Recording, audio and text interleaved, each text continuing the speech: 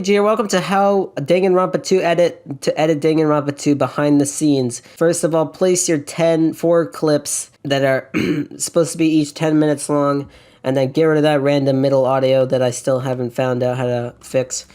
Bring the background audio down 10 decibels, then get some vocal enhancer on my own audio here. Make it male, because it now automatically does female, like... Gosh dang it, so sexist. And then you do that, so you click this so you can click them so they click together. And now this looks like the intro, I think. So little Luigi here, Danganronpa. So we can just cut, boop, and just look for any long pauses like this. Oh, right. This is where I would cut. Oh, right. Life isn't just about moving forward. Life isn't just about moving forward. Now we're gonna scan for more big pauses. Well, that one has the thing in it, so this is a bit of a big pause, but actually it's just because of this. Good morning. Oh, I forgot. Sequence settings, and make this 1810, because my Mac is 1440 by 900 for some reason. Don't say such a spooky thing.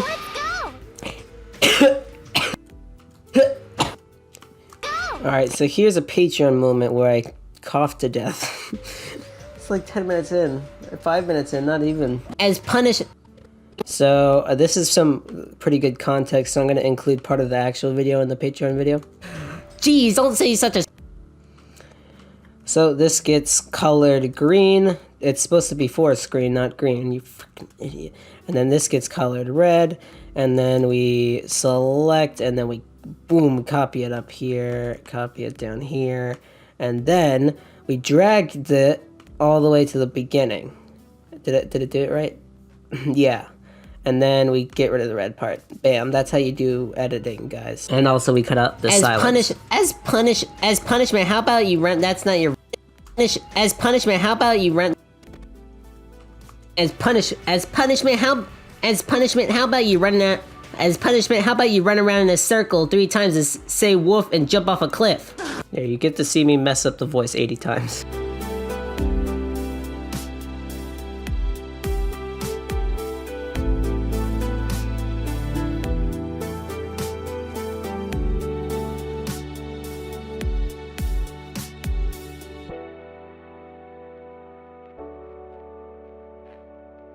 Alerting at a big sigh.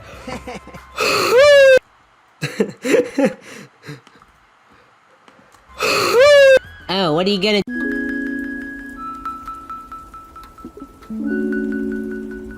I need to make the voices louder. Shoot.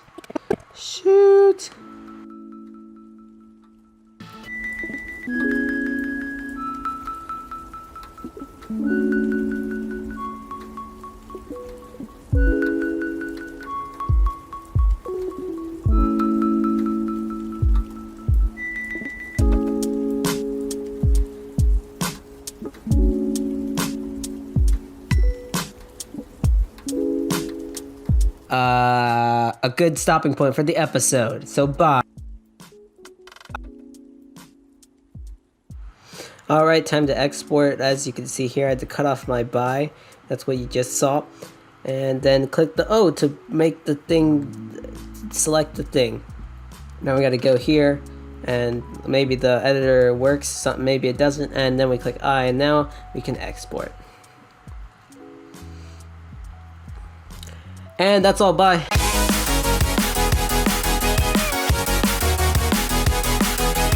Hey, what's up guys, Little Luigi here. Welcome to STeller Behind the Scenes. I really don't know how this is gonna work, but I'm basically gonna show you what's going on behind the scenes. I just finished uploading and editing and fixing everything for 8.2, so everything should be updated. So let me show you, this is where I do all my STeller things, you know, but when I start a new round, I always have to make a copy of the spreadsheet and call it round, whatever the round is, STeller, so I don't have everything in one spreadsheet. That would be ridiculous. And then we make a copy, and then we use that from now on. But let me show you the sheets first. First is the planning sheet. What the heck? What's going on up there? Oh, I guess not. This is the episode, the amount of sentences, and then this is where the ideas in the script are made. Sometimes I follow the script, sometimes I do improv. It just depends on how I'm feeling. Next is AFST, which stands for Asking for Sentences Template. If I made it the actual whole thing, it would take up too much space, and I don't like it when it takes up too much space. This is where how I send people messages on Discord. So it's time for you to give the whatever numbers up here. Remember, you get 2 sentences this round, please give both. I have the topic is whatever the topic is, and then this is where the magic begins. The previous sentences were, and then I have to, usually I'll either have to add on to it like this, but most of the time I'm going to be deleting it. So for round 9, I'm only going to have A, B, C, and D. And I should reset this to 1. And I should reset this so it says first and second, and not first and tooth. And then down here we have make sure people think your sentence is interesting and try not to be eliminated. And we have you have 2 days to give your sentence. And don't risk making lazily bad-made sentences. You're in the final 4. Down here is where I plan everyone's sentence to be, so usually this would be empty, but when I get a sentence, I paste it into these little areas here. So right now, this would be empty, and this is also empty, and then, oh, I forgot about this. And so right now, who's alive? This person, these 4 people are alive, so usually I use random.org. Hey, it's me editing little Luigi. I just want to say I know I can right click and click randomize range. I now do that, but at the time I was using random.org. Okay, back to the video. I paste all the names, randomize, then I copy it and then paste it back onto the sheet to see who's giving one. So right now Brandon is going to give the first 2 sentences. By the way, I'm definitely not posting this right after 8.2. That would be spoilers. And Soul Snake's going to give the 3rd sentence. And I just do this anyway. And there's also these which say your sentence depending on the number. So 3 for 3rd and 4th, and the your sentence moves. And that's all for AFST. I don't think there's anything else. Next, we have votes. This is where the votes are calculating. We have who voted here, and then we have the votes here. I made so the formula makes it so it's easy to add like an F, and then I can just do this, and the vote will automatically have an F, and then bam, it's changed. See how easy that is? Yeah, so that's how the voting works, and I'm gonna have to mess with this so it's A, B, C, D, and I always do 2 test votes just to make sure it just works. So let's delete all this, and yes, we have the votes, and then this goes all the way up to 100. What the heck? What was that? How does this always happen? Why is this lighter? Anyway, this goes up to 101. ROT stands for ranks over time. It should be POT now since it's changed to percentile over time. Let me change that. And this was from last time. Every time I get a vote, you'll see that this shows the calculations. I can actually change this. So whenever I enter it in, I make it green, and whenever it's not done, I make it red. So let me actually change the formula so I make this easier on myself. And we've made it automated, so it's easier for me. So yeah, this is what, and then how I do percentile over time is I actually use Scratch, because heck no am I going to learn how to use After Effects to make line graphs. I don't have time for that. And it has all this stuff. As you can see, it's just like the STeller video, except without the names. And if we see inside, we have everyone's names here, so I would get rid of Percival because he's dead now. And here's where I put in the percentiles. I set the total votes to how many votes there are, and then we go, this is the first vote, and then the second vote, third vote, fifth vote, and blah, blah, blah. And then it creates this nice little thing. And you can check it out if you go to Scratch and search my profile name, which is Super Mario Fan 1. Anyway, on to Calc, which is calculations, and this would have the sentences. Here, let me put in test ones. Bam, now it's easier to read, and we can get rid of the Dragonfire right here, and the Dragonfire right here. So this may seem a bit complicated. Okay, so first we got Brandon, and I have to redo these names every time. I'm Chuck, Sold Snake, and then it was Angel. Then we have the sentence letter, all nice and good. I can actually just and make these smaller because they don't need to be this gigantic. We have the percentile, which just averages all these votes here, like that. And we have the standard deviation, which does the same. And we also have penalties in case someone gets a penalty. It removes like a lot from their score. And then this is how we do the cool thing in results.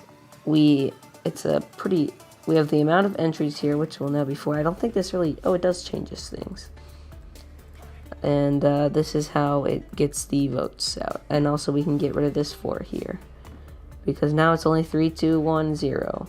Next is, also this sorts it, so it sorts by, I think, standard deviation. So that in results, ties are broken by standard deviation. I know there's an easier way to do this, and I am doing it now. So we have results, which sorts the calculations by the percentile, and then this, which sorts this little area here by percentile as well. And then I also have a template. So this is for prizes, this is for unaffected sentences, this is for if someone had a clone like Brandon and he used it but it wouldn't count. And then we have dead people. This thing where the votes look all cool, I use a color scale like this. It's pretty spooky. Also, I need to move this so it is up here. And we have more data, which let's zoom out a bit. We have overall rank, name. We have the power-ups people have. We have the badges, drained, consistency. We have the ranks. So it's getting a bit cluttered. The colors over here, and then down here we have everyone's specific percentiles, which I use to calculate this up here. And we also have the percentile standard deviation. And we also have a list of alive and dead contestants, although some of these are weird. Next, standard deviation. We have the actual standard deviation down here, and then it's sorted up here with the cool colors as well. And nothing really to say here. And popularity contest is just, I type in, and then there's a simple formula that adds these up. And actually, I mentioned a certain someone. Actually, I can mention it here. I mentioned Cormanil too much at 8.1. He's 71 mentions. That's too much. Okay, and that's all for the spreadsheet part. I'll get back to you when I have to send people sentences. See you then. Hey guys, little Luigi behind the scenes here. I thought of a topic and it's gonna be about escaping. I also, by the way, messaged Brandon saying, have you seen episode 8.2? Click here. Do you want to use your clone power up? Blah blah blah blah blah. He said yes. And I told him what the clone power up does, and he said I randomly put his other sentence here, and I have set up everything to send it to Brandon first. He's actually the first one, so I can copy this, go to his DMs, and say bam, boom, and then it's time for you to give your first second. I haven't told them where his second sentence is, which is because I don't want to overpower the winners. I guess I'll get to you guys when I get all the sentences. Quick update, don't mind the generator, I'm doing this in a weird place right now. Brandon, he gave me his 2 sentences and I copied paste them here. And then next was I'm Chuck, so I sent him this and he gave me his 2 sentences. And then of course Brandon did it again. So I messaged him again down here, and sometimes I give reminders, and he did it. And I asked him, because he has a clone, which entry of yours do you think will do better? And he said the first one. And so in calculation, we have Brandon and Brandon clone here. And now I copied this, or I put in 7, I copied this, and I sent it off to Soul Snake / Jack of all trades. But I'll see you when I have all the sentences, yay. Hey guys, update. My microphone halfway broke, so it's like weird, and it's like down here, and it's you guys can't see it, but it's taped together and stuff. Anyway, Angel gave the last sentences, and I pasted them in here, and we have our entries. Oh, what the heck happened here? That's weird. The way you do now is 11, and so now I can make the STeller episode 9.1 I have to make sure all the tabs are ready. Actually, they're not loading. What the heck? So yes, this is ready. Oops. The POT is ready as well. The calculations are ready. We have Brandon, Clone, and Angel. Everything looks good. The results screen is only for 4 people, so that's a thing I need to fix. So I'll just do this. It's pretty complicated. You wouldn't understand. You have to be an intellectual. And also, because we have a Brandon clone, I'm going to use this for when the clone pops up. Anyway, I don't think I really have. Oh, I do have to do something. I have to put R9 rank here, and I have to make the dead people dead. Is anyone else dead? No. And the same thing here, dead people go dead. Lighter color instead of the dark color, and we changed them all to the gray color. Oh, this is gonna be the first 1, 2, 3 death one. That's gonna be epic. Standard deviation, I need to add one right here as well. I don't really have to worry about popularity contest, but just because I'm doing it, let me show you how I make. We go into planning and we script some ideas. Oh, first I have to put down all the things I need to remember. Number 1, fan art. Number 2, actually this is spoilers, so I'm just gonna blur this out. So basically I kind of write the script right here like, hey, what's up guys? But sometimes I just improv, and yeah, that's how I do it. I'm not gonna show you me writing the script, that's super boring, but I will show you editing later. Bye. Hey guys, audio machine broke on the video, so I'm going to be commenting over this. Basically, I have a PXD file that makes it so I can make any background gradient for STeller. So all I have to do is take the bottom gradient and put it over top of this little desaturated STeller, and I put the desaturated STeller on overlay. This is the STeller background I made for 9.1, and I'm going to be using that. See you guys next BTS. Hey, your boy finished the script. Talks about dead people here. It talks about voting, and I don't really remember the popularity contest here. And then we talk about my new voting calculation sheet, and then talks about fan art, and then tells you, gosh dang it. And I don't remember if I showed this, but I got a new system. So all I gotta do, I gotta put the contestants in here, the topic, and then in votes, I put the votes here, and then I put the responses here, and then I use this res format to copy and paste the format here, and yeah, it gives me results easily, so I don't have to do a lot of work. Yeah. So to record audio, I just do file new audio recording and record audio. So, see you when I finish. Okay guys, I have recorded the audio, and the first thing you have to do when making STeller is drag in the STeller image. Then, you drag in the audio. Next thing you want to do is zoom out, and then drag it all the way here, so it's easy. And then, we're gonna immediately write the story down for the 0.1 episode. So, let's get into the bold font. Now we go into AFST, and we copy this and paste it here. Oh frick, I messed up. Bam. That stroke is too big. Let's make it, let's make the stroke less. There we go. And let's move it so you can see it, and we'll scale it down as well. Oh my gosh, it's actually lagging. What the heck? Now we click enter here, and then we click enter here, and then we click enter here. And then we do it again. Now I don't want to get into the main details of editing since it's kind of boring, but I'll show you the stuff I do all the time. I always add a vocal enhancer on my voice, and I always up the decibels, and I have to immediately find some music. So we have 12 songs from 12. We have non-copyright music. We have Oza music.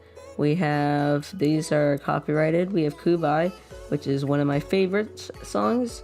We have Dramatic. We have lo-fi non-copyright songs, and then yeah, that's basically what I have to choose from. So yeah, I'm not gonna show me editing the entire video. That is super boring. So bye guys, it's your boy. Finished the video. Dang it, the audio got corrupted again. Let me show you a few things around here. As always, we gotta start with the STeller episode 9.1 swooshin', and I showed all the contestants. I usually do that a lot. We also have the deadline swooping in here, and I pasted the how to vote clip as always. And last but not least, we have the text appearing and the zoom in on the book for the outro, which is the classic outro. And then it scales down and rotates a bit at the end. And that's how I edited this.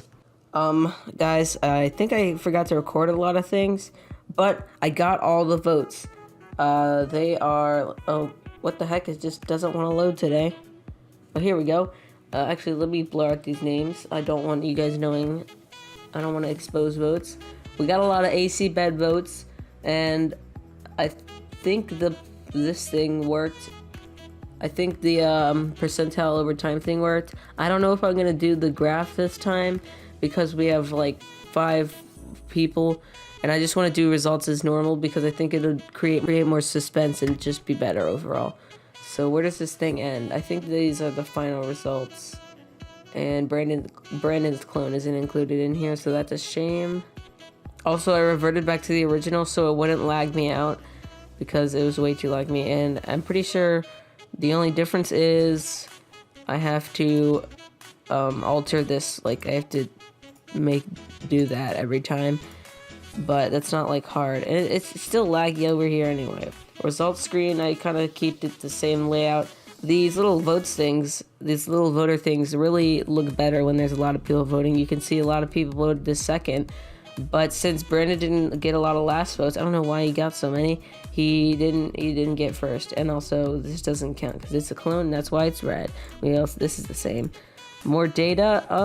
It's not much to talk about here. Nothing's changed. I think when you last saw me, I was editing the video. I didn't really say anything about that, did I? Oh well, so right now, I was just organizing the STeller statistics for round 9. And yeah, I'm gonna keep doing that, and see you guys when we have more behind the scenes. It's your boy STeller behind the scenes. I edited the entire video. I always forget to put on Do Not Disturb. Anyway, oh, that is loud. It's a good thing you can't hear my desktop audio because I turned it off. So, you know, basic stuff. I don't think I had to say anything about the editing, and it's just as simple as it gets. So yeah, I do want to show how I made the badge. This is how I made the thumbnail and everything. You know, I can change this and stuff. We have to create a new image that's transparent.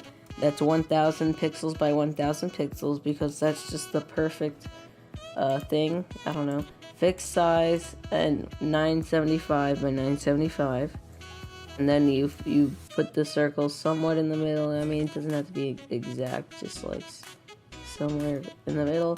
Then I filled it with purple because we don't have a purple badge, and that's the color of Vine Chuck. So let's put it right here, and then we're gonna go and see what we get. And we got this bad color. That was a terrible color. But and then get this. You go here, you go to fixed size, and then you make this 925, so you can make the border for the circle. This is where things get pretty... Why did I do that? Okay, I'm dumb.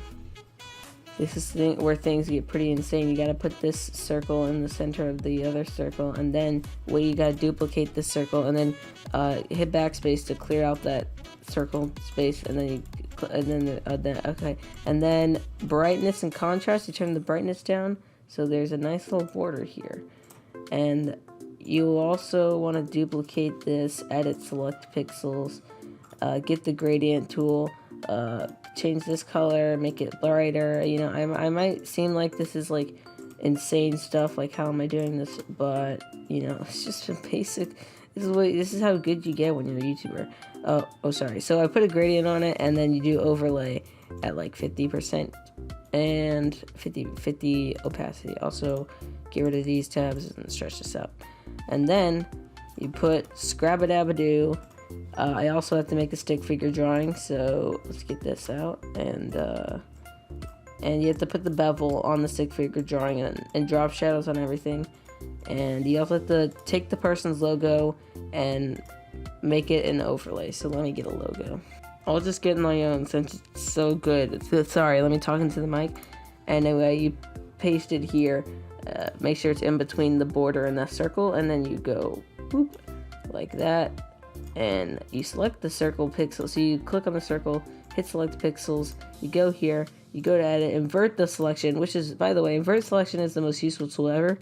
Backspace, and bam, and also you have to overlay this as well and make it subtle, so if you can kind of see it. And there you go. Also, to put bevels, you go right click on the layer styles, bevel, size it up usually, and then make the opacity really low, and drop shadow, you just size and usually put the opacity low too. And sometimes you want an outer glow, but you can't do that after the shadow because that would look weird. And bam, that's your badge. I'm not going to explain how to end screens, that's dumb. Make sure your video has tags on it that relate to the video, so when people search up, your video pops up. Also, here's where, let me give you a tour around the spreadsheet. Here's where live people are, here's where all the dead people are, by the way. And there's a few things that changed around here, you know, not a lot. But yeah, I need to set it up for the next round, so... Oh, I have to come up with a topic. I didn't say the topic in the video, I'm an idiot. Okay, let's think of a topic, guys. What do you, like, read stories about? Actually, I'll do it, remember that book? If you watch my answering your questions video, that book, I'm gonna get ideas from that. Oh, I already told you about the STeller background thing. So the contestants will give me some kind of gradient or background, and I'll put it in the STeller making machine, and bam, they get to choose, and they also get icons. And I don't really need to explain how that works, do I? And now we can actually need to update the more data thing because Brandon's clone is now gone. I'm Chuck is now dead. We can put these things here, and it's getting real lonely. It's getting really lonely up here. It's now, usually the live contestants are down with the dead, but now it's second, fourth, and fifth on the popularity contest. So this is always fun. I can show you how I do it. Episode 9.2, and you gotta fix it. Play the audio for the video. And then you won't be able to hear it because I don't have the sound. And every time you hear a name, you gotta go, yeah, one there. And then usually pause the video. It's so much fun. You should try it. It's like a lot of fun. Anyway, yeah. On to round 10, I guess. I don't know why I wanted to make this video. This is so dumb. Anyway, bye. That's the end of the video. Want to see more? Hit like, subscribe, comment. Little Luigi here. This is behind the scenes for the gaming videos. How crazy is that? Now, it's obviously very simple because, you know, the gaming videos aren't that complicated. First thing you gotta do is open the game, of course, obviously. Since I'm on a Mac, I'm using QuickTime Player. Recording game audio is not just easy peasy. First, we gotta bring my audio up there. Then we gotta switch this to desktop audio. So I use Black Hole, which basically records the audio on the computer for me. And I add that with the built-in output and make it an output device, and then make a recording input, which is my microphone with the Black Hole, and then it records my entire game audio. And you have to choose to input this and the output that. I mean, who knows why, it's just crazy, but that's just how it works. Then you gotta open QuickTime Player, file, oh god, screen recording, because I'm recording my screen right now, I can't do this, but there would be an audio selection and I have to pick recording, and I can test it by doing this, and then it breaks my computer when I do this, so I know that the audio is working. Then I'll hit record the game audio and myself, then stop it, check to see if it sounds good, and if it does, I'll start recording. Now, QuickTime Player likes to screw it up anyways, you know, corrupt the audio from time to time just to get you on your toes, and sometimes even cuts off the ends of the video. So once I'm done my outro, gonna wait 10 seconds, and I bang on the microphone to create an audio wave, and then I end the recording. The purpose for that is to let me know to just trim off that part, because sometimes the videos are corrupted and the last few seconds is just, it corrupts the editor. And now we're editing the gaming video. First things first, for some reason it's split into 3 different audios, and 2 of them are the same one, so we gotta get rid of this one, get out of here. And well, of course, to do that we have to untick this thing. Then we gotta get our vocal enhancer, so that I can sound good. So just put that on the microphone audio. then we gotta remap it to male because that's what I am and it just sounds better. And then I have to right click the game audio, go to audio gain, and then bring it down by -10 decibels because it's loud. And now that we've done that, we can hit this thing and it'll select all of it. So we gotta find this intro. Obviously it's right here where I start talking, right? Oh no, actually it's over here. Whoops. But we'll find the little Luigi part, and we just gotta cut, and then which is S, and it'll split it into 2 pieces and select the one on the left, and then it clicks A, which is like ripple delete. I've assigned it to A to make it easier, so I can just do SA and then bam. And if there's a long pause like this where I have to cut, I just cut where it ends. Of course I'll play it to make sure I'm cutting at the right place, and then I'll find where I need to cut exactly. Then I'll hit SA and bam, easy peasy cut. And then we just keep doing that until we get to the outro, which is here. And then this is where you gotta trim because you know how QuickTime Player likes to crash me. And basically, you just when you're done with it, you cut it right at the buy. Get rid of that. Then we save it, of course, just in case. Command M, and that brings this export thing up. We gotta change the name, of course, to Hollow Knight Episode 9 Official to make it stand out.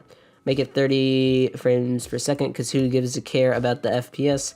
And then change that to VBR 1 pass, and to make the target bitrate 8 to make it easier to export. Then you click export. Of course I can't export it now, I'm not done editing, I'll gotta cut to that. Export time, and then it'll start exporting everything. And then, you know, it might say like 10 minutes, 30 minutes, 2 seconds.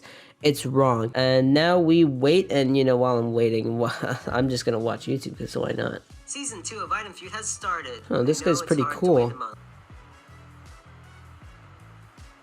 Alright, it's exported, so now we can start uploading it.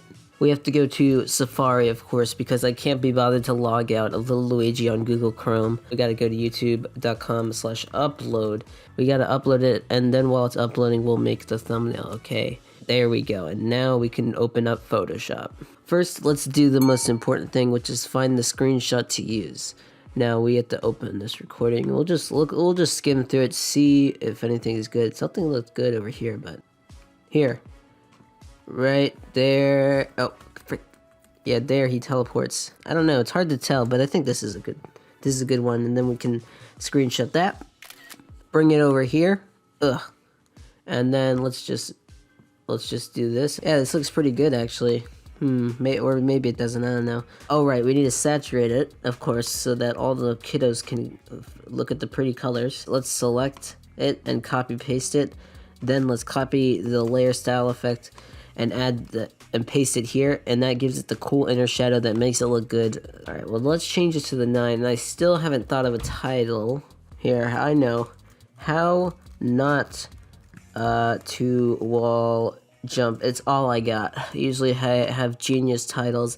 It's not like the titles even matter. By the way, the title is split up into 2 parts. This is the top part and then the shadow part, because they're both gradients, so I have to do it separately. And now we have to change the color because we can't have it be the same every time. We gotta edit the gradient overlay. Let's select the color from here. It's a bit too bright. You know, actually I think it's fine how bright it is.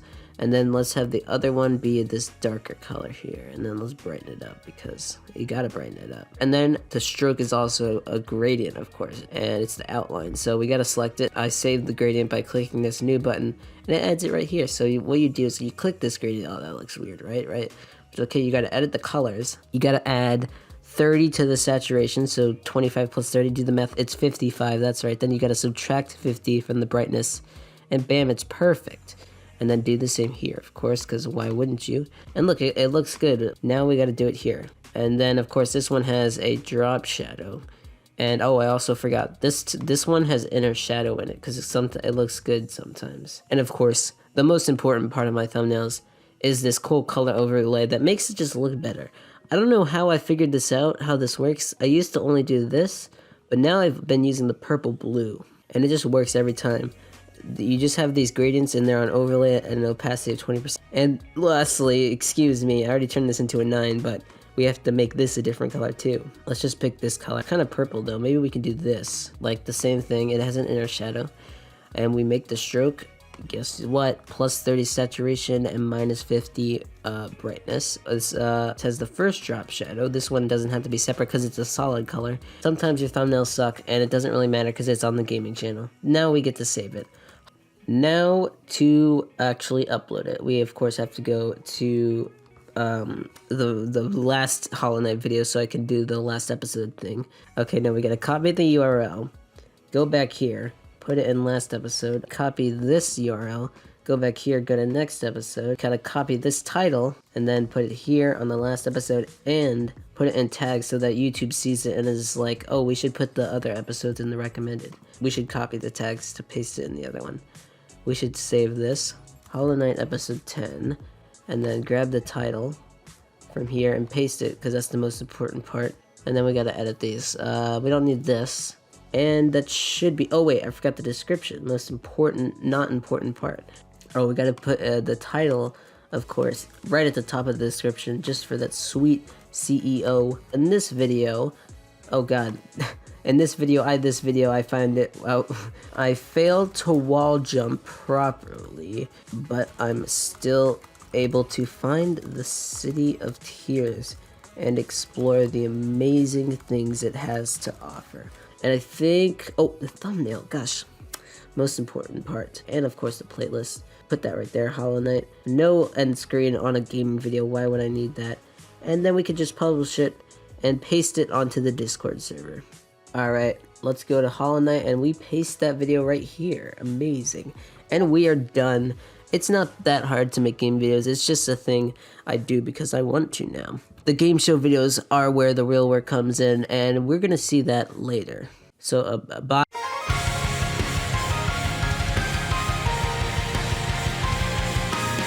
Luigi here. Today, we're gonna go through the process of making items. As you can see, been working on the Sand Season 2 personifications. There they are all at once, and we got some item Feud graphics here as well. But right now, as you can see, I've already worked on items behind your backs. Paint, Super Bream. I've just been going at them one by one, and I was, you know, as you can see here, I was ready to do Big Chungus. Then I realized, oh my god, I hate Big Chungus. I can't do this, and I had to leave. But it's okay. This time, we're gonna do it with you guys. So of course, I can't draw, so I have to look up the things that we're drawing and then trace over them. What the frick was that? Alright, so this is a pretty epic Big Chungus right here. God, kill me. And then we can paste that here. What the frick? Something's... oh, it was already pasted. Hello, it's hidden.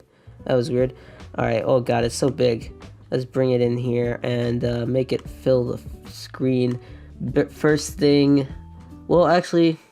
I don't think we should outline it because we got to keep the Big Chungus look. Because look, these aren't really outlined. Okay, maybe they are outlined. Okay, they're all outlined. But we're not going to maybe we should. Fine. Okay, let's start outlining his ears then.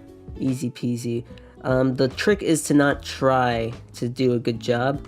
It's to make it look bad. And that's the style I go for. Because, oh god, that was way too terrible. The style of these drawings are to look bad and wobbly. I don't know about... it's fine. And, you know, just get rid of most of the detail, honestly. These aren't supposed to be detailed. They're looked at like zoomed in like this. They're mostly going to be pretty small. I mean, I'm doing a pretty terrible job of outlining right now, but it's fine. Because this is Big Chungus anyway, this is one of the items that are just not going to be an item that's used. I shouldn't be outlining this with big outline. But it's fine, I'll do that as well. Perfect. Now we gotta go one thing smaller, the words, and we gotta outline the small stuff as well. But even more sloppily, like this. This is crazy good. Perfect. I think we got it down. Now for the color. I mean, honestly, we could just do this and it'd look pretty great. You just gotta eyedrop the color, honestly. Doesn't matter, this isn't sand, I don't have to make it all one random color. When it's just weird, irregular shape, I just do this because it's just easier and takes less time. Especially when it's giant like this. Alright, once it's selected, we already have a new layer here, it's under the outline. Then we make the thing big, not that big, but that works too, whatever. We fill it in. Now, there was a little shading there, so I'll add that. It's kind of awkward to do because you gotta make the thing not visible. And this not, wait, why is the hardness at 40? Uh-oh, that's not good. That's not good. I hope that wasn't there the entire time. And then make this, nope, that's too big. Let's do 30. Jesus, what is happening here? Okay, yeah, just do this. Doesn't have to be that great. Perfect. That was really good. Oh, and there's a bit up here too. Great. Oh, right. There we go. And now we have to do the arms and such.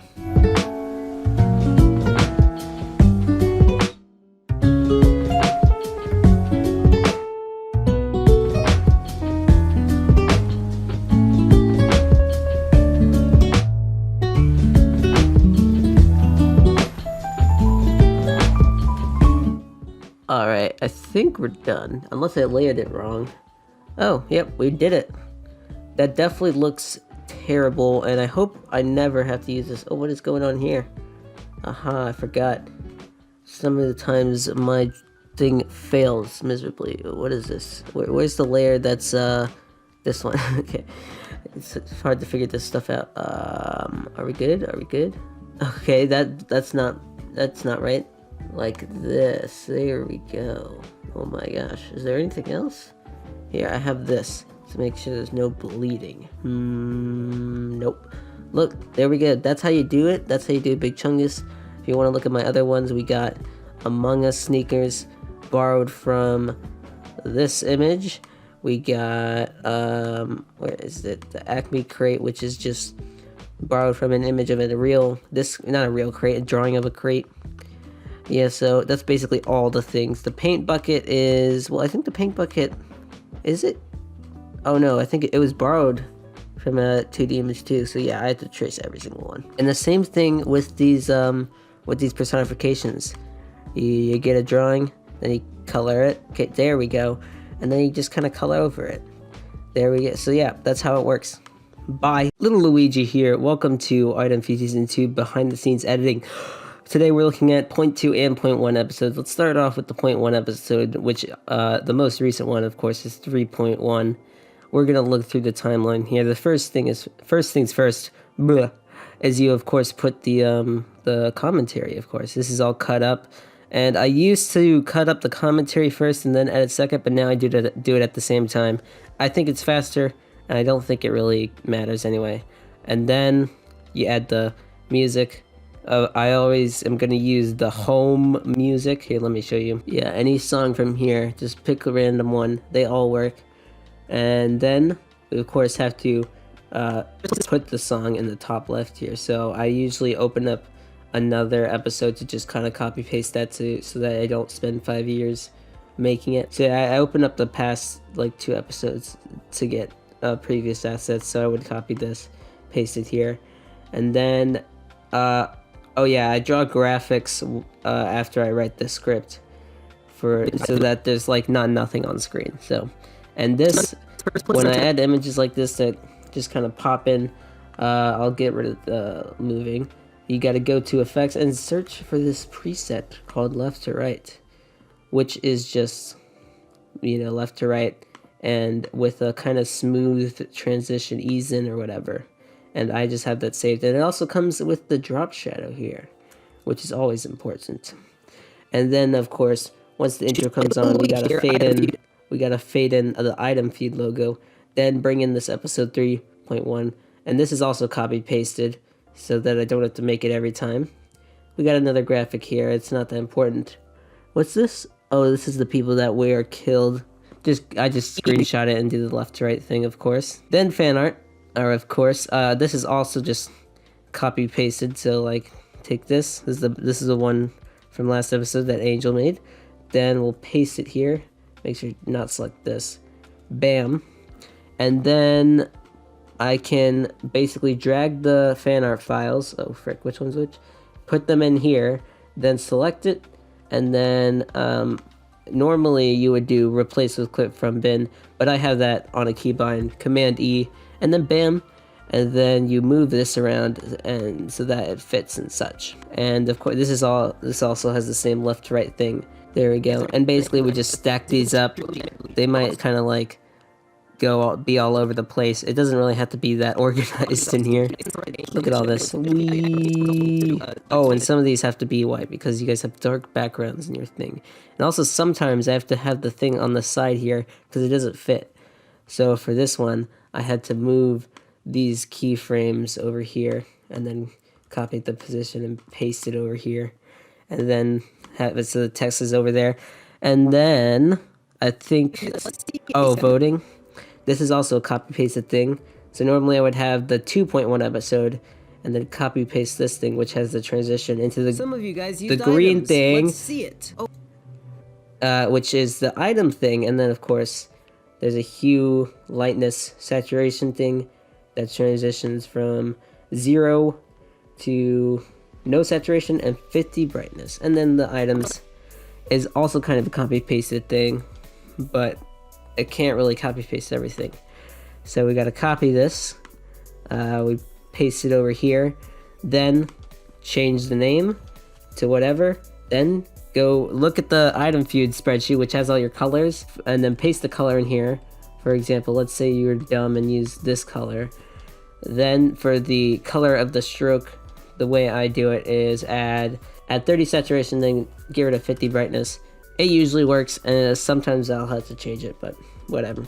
If the item doesn't exist already, I'll draw it, and then put the file in here. I don't really know where it is, and then Command E to replace it with that, and it usually fits nicely by itself. And then if it is used on something, oh well, this isn't a good example. This is just a picture that came in out of nowhere. This is like the most complicated item usage we've had yet, so I'll paste this one. Bam! This one was Kyle using stonks. Oh, and I have to scale the text down if it's too big. Kyle using stonks on guest commentators. So we bring in guest commentator from the right, which is a right to right preset here, which means it comes from the right and then leaves to the right. Comes from the right, and then I have to scale it and move it if it's not centered. Then we duplicate this and have it so that, oh gosh, it starts where the item was and then eases in to where it's affecting it, and then in the middle of it we have the opacity go. And then we kind of copy paste that and then edit the things a few more times until we're done. What is this? Oh, that was the Doki Doki Literature Club edit. I added some music in it. You guys didn't need to know that. And of course we copy paste the thing going back to normal because that's too hard to edit every single time. Then prompt. This is also copy pasted, but I had to change the text and it's annoying. If I just paste in the prompt, it's all on one line and it's impossible to tell when I should have a line break or not. Then this stuff is also, of course, copy pasted. Just change the text a bit and then drag this around so that it fits with my commentary. I don't know why, but this is now just a thing that pops up and then pops out. There's no transition for it. It's just going to be a thing now. Voting time. Another copy pasted transition, which goes into orange. Then we got to bring the music up, of course, which is easy peasy. Then we got to get these screen recordings sped up. This one's by 1500, I guess. Yeah, there is some compression with the videos, apparently. By the way, and of course, that transition back is copy pasted. Then we get some stats, which is just bringing the image in. Boop. Going to effects and bring it in the left to right template. And then, oh god, this is not what I should have done. And then scaling so that it fits the frame size, and then it does it automatically. wait, check out how easy that was. Don't look at this, by the way. That's for the outro. I think this is it for the 0.1 episodes. Oh, and here's the outro music starting, and of course another song caption thing. Don't know what to call that. And the outro is copy pasted every time because imagine setting this thing up. And I also have to change this so that it's updated with the item assets that were added. That's also a thing where you bring the file in and then replace it. And now because I have a Patreon thing, I have to quiet the music when I speak of the patrons and bring their name in like this. That is the one patron that we have. And then that's it. And then you fade out. And then that's it for the 0.1 episodes. They're pretty easy. They're pretty easy. I think what takes the most time is like preparing all the items and voting and that stuff. The editing is not that hard. The results, though, there's kind of a lot more. I mean, the commentary file is gone, so that sucks. But we also have to copy paste this song caption once again. Oh, this one's artificial music? Oh, that was for it's because it was the meditation thing, or the channel your inner self. And I thought it fitted. Oh, and this is all the clones going, Is the music coming back? Intro, we already went over that. Oh, I also just randomly did this edit, which is like, look how easy this is. Also the same as before. Oh, right, because this one had a percent boostage, which means I have to add a sound effect. So I'll show you guys where these sound effects are. They're right here. And then I just kind of look through these until I find one that's pretty good. And then it sounds pretty good. Look, that sounds pretty nice. And these get copy pasted every time. But look how simple these are, alright? They just go up and then they fade out right here. Why do they fade out early though? That's weird. That's just a copy paste and change the text and then move it like this. Then we do that again. Oh wait, this one has a different one because it was stocks. Epic. And then results. This one's crazy. Oh, this is the guest commentator one. Oh my gosh, this is so weird to edit because of the way Percy misunderstood thing. So to add a bit to the comedy of Percy being interrupted, I had his name pop up every time he was speaking, and then the opacity went down every time I interrupted him. So right there, being interrupted, and then whenever he was done speaking about nonsense, it went away. And then the results, every time I had to screenshot it, stitch all the screenshots together, then get rid of the percentile, save that. That's done in Photoshop. And this is another copy-pasted prompt. It's just like the one for the voting videos, but it's white. That's crazy. Oh, and the intense music is from Battle / Suspense over here. There's only 37. I should probably update this actually. And this one, the results are just done through a simple crop every time a name is given. So it's epic and very, very easy. So this part of results isn't too hard. I do have to darken the background though, which goes from 0 saturation, 0 lightness to 50% saturation, 25% lightness. Oh wait, first though, we have to do the team score reveal. So all of this stuff is copy pasted and then I have to replace. So first we bring in that. This is a copy pasted thing. We bring in all these. This is also copy pasted. Oh, I had to have the -1 life because I explained it, I think, here. The more epic music that's super loud and get you pumped up and get that suspense or whatever, I don't know. The lines coming down. So this is all copy pasted, and basically we copy paste the one that goes all the way through all of them and then kind of paste it. And then you gotta do some estimation here. Let's say the first one got 80% or 81%. You'd have to guesstimate where it is because no one's really paying attention to that. And then you do that, find where the next one is, do that for all of them or 2 of them because one of them would stop, and then you do this for the last one. We have to fix the life count so that it's accurate, with 2 being yellow, 1 being red, and then we just do a cross dissolve, and then change this whatever 3 to a 2, 2 to a 1. And of course we have the old 1 life graphic, which is copy pasted from before, you know, just going down with the opacity going down. It's really simple. And of course the amazing negative sound effect. It's amazing. Oh, and the sad song that was just credited up here. I also have a playlist for that, don't I? I have 6 sad songs. That's a lot of sad songs to choose from, guys. And you have to cry about how they lost a life. And then we cross dissolve out of there, bring back the original music. This was stats, more stats. This was the next prompt, which is copy pasted and the text is edited. And then the example response, which is just this again. And then, oh, the deadline, which is the no transition deadline. This one, this was bonus and being banned and someone leaving. And then the outro is back here. So yeah, the results are much harder, I think, especially with the team scores part. It's just kind of weird, but it's not too bad with the amount of automation I have. Most of it is like trying to figure out how to pace things so that it's not too fast, but also not too slow. But also a lot of the work is calculating items and results and such. But we can go over that another time. Bye. Little Luigi here, Item Feud Season 2 behind the scenes, but this time really behind the scenes, not just editing stuff.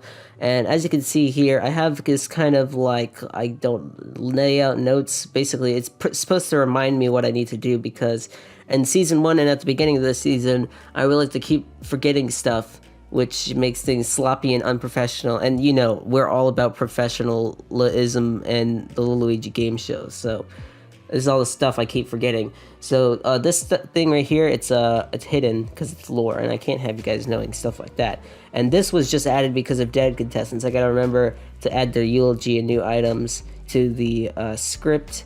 And we basically start off by pre-writing the script because I got nothing better to do. And that basically means doing all the scripting stuff that doesn't require information. So for the voting videos, that means the intro, and then the rising action, which is basically, in this video, this is what's going to happen. It's supposed to get you to watch to the end. It works every time. And then, of course, the DMPs I won't know to the end. The fan art I won't know to the end of the period. The item usage, and, well, the prompt I already know because I have a list of prompts that you guys can't look at. But as you can see here, this phrase, it's called the don't remember phrase, and I'm stealing all of them from the beta test season. So you can actually predict what I'm going to say if you look at the beta test results channel, and you can look at the don't remember phrase that I give. So I guess this one was if you have memory loss, which is amazing, genius, comedy, gold, you know. There's a lot of random stuff here that's not put in the script, but that's okay. Like, and that, like, what does this stuff even mean? I can't put in the popularity contest, and I can't even put this comment down thing, because what if something interesting happens? And the outro and Patreon it's not like it changes, so I don't exactly write anything for that. So that's what pre-writing the script means. And then, period ends. Now I can calculate the item effects for the voting, which is basically checking in this tab to see when the things affected and when they're revealed, which, by the way, you can see if you look at the item spreadsheet, which no one does. And basically I make sure the item works and that it doesn't, and what's it going to do in the video. And if I need to send feedback, like for the Wheel of Fate one, then I will. Then I randomize the submissions. This one's easy peasy. I just select all of this, and then randomize it. Oh, I gotta make sure I don't accidentally reveal random stuff that shouldn't be revealed. You randomize it, and then you fix the symbols. Oh, I also guess I thought I'll select this too, but that's how I randomize it. It's easy peasy. And then make the custom voting sheets. You know, the way I do that, I get the past one, so this is round 4. I have to make a copy, and then, yeah, I don't need to do that for you guys. Then get rid of these responses, and then paste in the new ones. And then for the team voting sheets, I have this little formula here that does it all for me. You guys can figure out how this amazing thing works, you know, with the team numbers and the thing. Then I basically copy it and paste it into the sheets. And then it doesn't take too long. All this stuff is like little things, so this may look like a lot, but it's all little stuff. Then stats. This one takes a while though. Submissions, the length. Well, the length is kind of done automatically. The inventory and the popularity contest. So I do this with the info sort, also more spoiler stuff. Then I copy this, put it into the stats, the private ones that is. Go here. You gotta paste it here. Make sure I don't mess up. Also, all these dead contestants should be dragged to the bottom. I'll do that later. And the length is kind of done automatically because it's this amazing formula. And then, what did it say? The inventory? Oh, right, because the inventory is calculated at the start of the round because you get your items after results. So to do that, I have a secret formula. Hidden right here. It counts how many slashes there are, adds 1, and if there's no slashes but there's stuff in the thing, it counts it as 1, and if there's nothing in the thing, it counts it as 0. Then we paste that here. And then, of course, the amazing popularity contest as well, which when I write the script, I bold all the names so that I can easily count it, and I double check to make sure I don't miss anything. And basically, this takes a while though. It's kind of annoying to do stats, but it's worth it, okay? It's always worth it. Now, where was I? Back, get the DMPs added to the script, you know. Hopefully there's an episode without a DMP. I'm gonna hope for episode 6.1 to have this, but that's easy peasy. Then get the fan art. I have to download it, write the script for it, and then also any fan art that doesn't fit has to get disapproved. I have to react with an X, just so you guys know. It's pretty crazy stuff. Oh, look, it's Angel getting mentioned 26 times. Show the revealed item usage. Everything that's bolded here is revealed, so anything that's not bolded, as you know, I check. Whoops, that's not items. I check this to see if it's revealed yet, and I bold it if it is. And then this takes a while to figure out how to say the item effects, because you don't know, you guys don't know what the items do at all, so I have to explain all of them. Then the prompt we already did, how to vote we already did, and the popularity contest. I think I've done the popularity contest in all episodes, but if nothing interesting happens, I probably just won't put it in. Then comment down, blah blah blah. Gotta get you guys to comment so I can get some information on you guys. And the Patreons, this one isn't updated to all of them. It's updated in this one. Then I draw the items and the graphics for the videos. You guys saw me draw the items, and drawing the graphics is basically the same. It doesn't take a while. I basically only have to draw the graphics for the first two things, because the other stuff I can edit in other things that aren't drawings. Then finish writing anything I didn't write, and then I record the script. I tell you guys that I did that. And I think you guys already saw this, and then uploading. I have to put the links to the last episode and the next episode and the previous episode and in the current episode. So I have to, when I upload, I have a tab for uploading and I have a tab for editing the description of the last video. Then I fix the description so it describes the video, put in the thumbnail, put it in the playlist, and then copy the tags from the last video into the next one, fix it so that it's relevant to the video. I don't know how relevant tags are, what do you even need tags, but I heard that actually hashtags are good, so maybe I'll have hashtags, I don't know. Link the how to vote, because I knew I was going to forget linking this stuff and the voting sheet. And I now do timestamps, which, you know, I think is a good idea, because like a lot of you guys want to skip certain parts of the video. That doesn't take too long, I just have to watch my own video. Put the end screen on the last video with the next episode. Info card with the last episode. I don't know why I do this, but it's a thing I do now. That's in the current episode that I'm uploading. Then we gotta announce the video on the server. Send the team voting sheets on the server. This is all the stuff I keep forgetting to do. Update the brobot command. This is a copy-pasted thing that's right here. Ooh, fancy. You guys can figure out what those formulas do. Then I gotta do the item effects like tomatoed, crowned, send any feedback I need to. Screenshot the submissions from the voting thing, put it on the round log, update the inventories channel, which is screenshotted here. Then update the reminder channel, change the role from submitted to voted, and then also change the name of the submitted party or whatever, and then send all the assets, which is a very nice thing I do. There's hidden lore here. Now we move on to results. Pre-writing the script once again, drawing the graphic, drawing the items, clean up the calc from last round. That's this. And this all needs to be backed out. This is also more hidden stuff I can't show you guys. So I gotta make sure I don't leave any percentile changes from last round. Then I'll give you guys LL points for voting and fan art. Handle the item effects, calculate all of them. This one takes a long time because sometimes items collide and you don't know what to do and you gotta figure it out. Send the feedback once again and also add the item stuff into the script. Then put the statistics down. This one takes a long time because once the results are calculated, if you guys want to see how it works, I mean, I guess it's not that interesting. Index all this stuff from info. This one is for any calculations I need to change the use effective percentile. Then it's changed over here, and then it's all sorted here, and it sorts it by percentile, then standard deviation. And this is also conditional formatting. There's a formula in here that calculates everything. Oh god, don't look at it, it's too much. But what is this? Oh yeah, this is the failed voting thing. We'll look at that later. But once I have the results done, I can now start the stats, and this is how I copy paste it.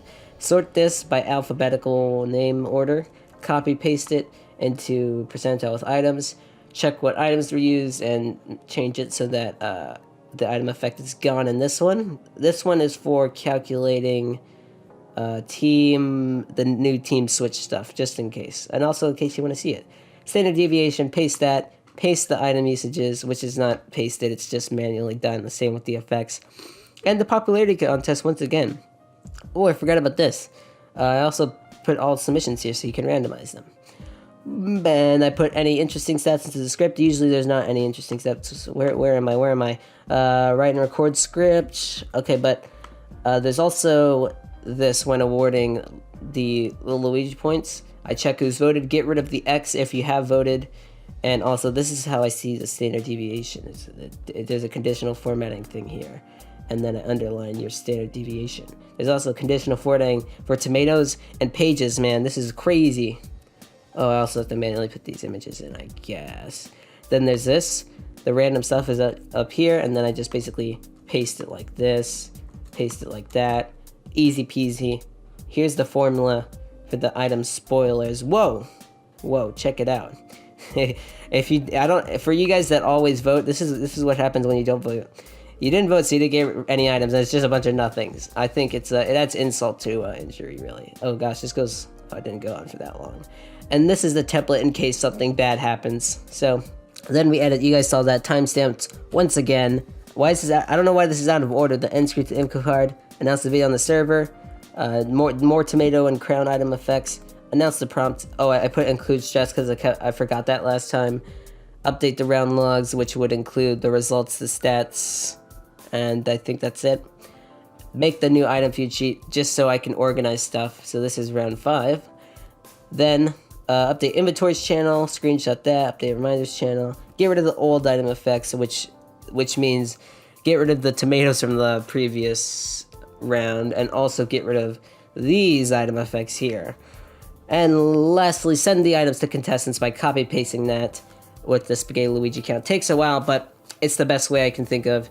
Then put all the assets, and that's all the work that's done. So now you know all the secrets. But little Luigi here, we're back with another item feed season 2 behind the scenes, but this time it's more thorough.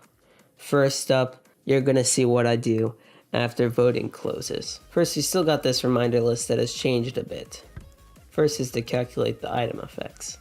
Now, lots of items are used, so this is going to be very hard. But I calculated most of them, or did most of them, when I got sent them. So anything that's bolded is what I have to announce when the voting period ends. Co-host, Wheel of Fate, Canvas, and the quiz show all have to be made very small because they take up too much space.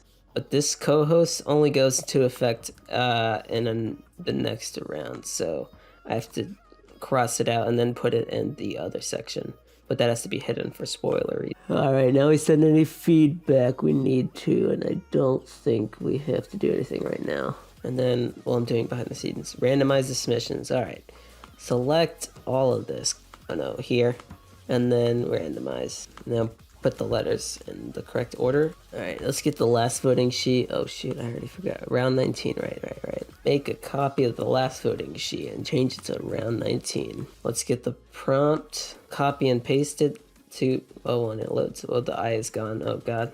There we go. Then, go back over here, we copy this and paste it, paste. Now we make a copy of this sheet to make the team voting sheets. So the Fluffy Pink team, we copy this, and oh, look at that cool formula. Copy this, and that's the load above. Oh, then we get rid of this and then paste it. And then we copy this A, and no, wrong thing. And then we paste it. We paste the formatting here, and then we have to remerge it. Now we do that for all the other ones. Something isn't right.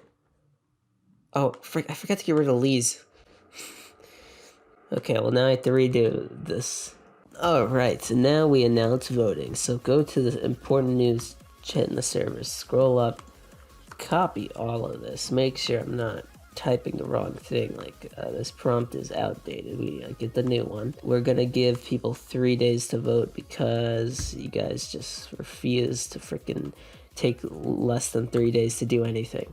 Alright, we need the link to the voting sheets, and then change it until we can copy it. July 9th, so 10, 11, 12. July 12th, 5 p.m. CST. Oh, should I have caps on? Then we should be good. Okay, let's send it. And then we need team voting sheets. So let's copy the links of all of them. Go to the team chat, and then say, here's your round 19. Stop previous items. I don't think there were any. Then do the item effects. Alright, so we gotta announce all this stuff. Item usages. No, that's just because I needed to send Koopa a submission. Hate, alright. Alright, now let's go change the role. And we have to change everything in the sheet as well. Wait, I almost forgot what Team Koopa was on. Alright, back to what I was doing before I got freaking distracted. Koopa used paint to change their team's color.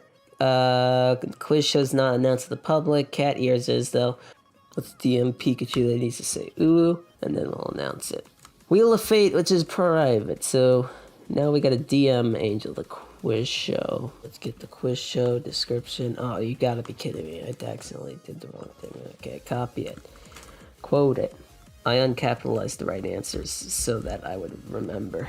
Alright, I think that's good. How did oh, it doesn't like line breaks. I forgot. Frick you, Spaghetti Luigi. Alright, finally, Wheel of Fate. Copy paste the item description. Now we gotta copy paste the thing I wrote down. I formatted it like this. We put the percentage in the brackets and then the effects next to it. Alright, I think I formatted it correctly. I'm not missing anything, right?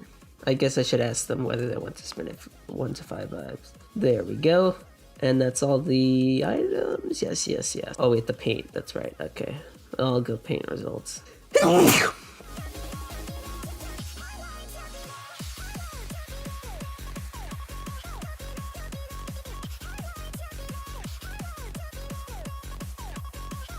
And then what's going on here?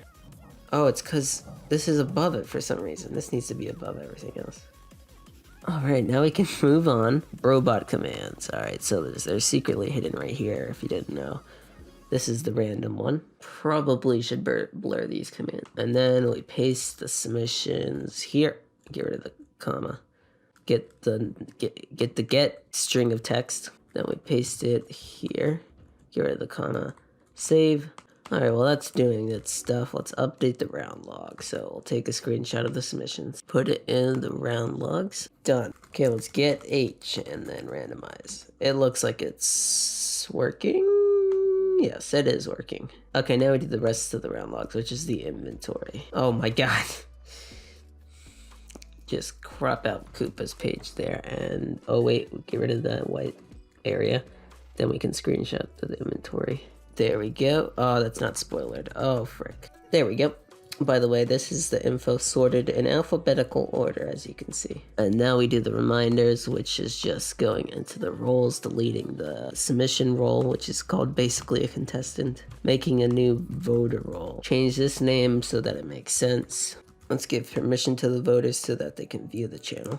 Get rid of the permission to view this channel of 4 voters. Oh, by the way, CG2K is not allowed to react in this channel. Alright, done now for stats. So first, go to the info sort, and then grab the secret little hidden submissions that are here. Round 19, no, round 19, paste. And then get Koopa's page real quick. Let's add insert one right, and then put Koopa's other submission. Go to length. Let's insert one to the right. And then copy, wait, is this a dark one? Yeah, copy this dark one, that's a little one, paste it, and then it's already done for me. How cool is that? Next is inventory, so we need to go to info sort, go down all the way to the left, and you can see it counts how many slashes there are. So it doesn't work because there's this, so we got 1, 2, 3 extra here, so that's 20.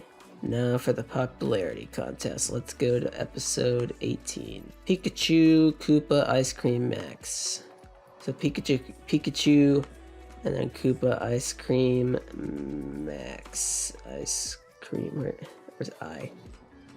There we go, all done. Finally, get the submissions from here. Round 19 submissions. Go to all submissions. Paste them and then copy and paste this formula matting. Let's change the hue by 20 because that's how the episode thumbnails look. Copy paste this, unmerge it, remerge it correctly, get the color right, and round 19.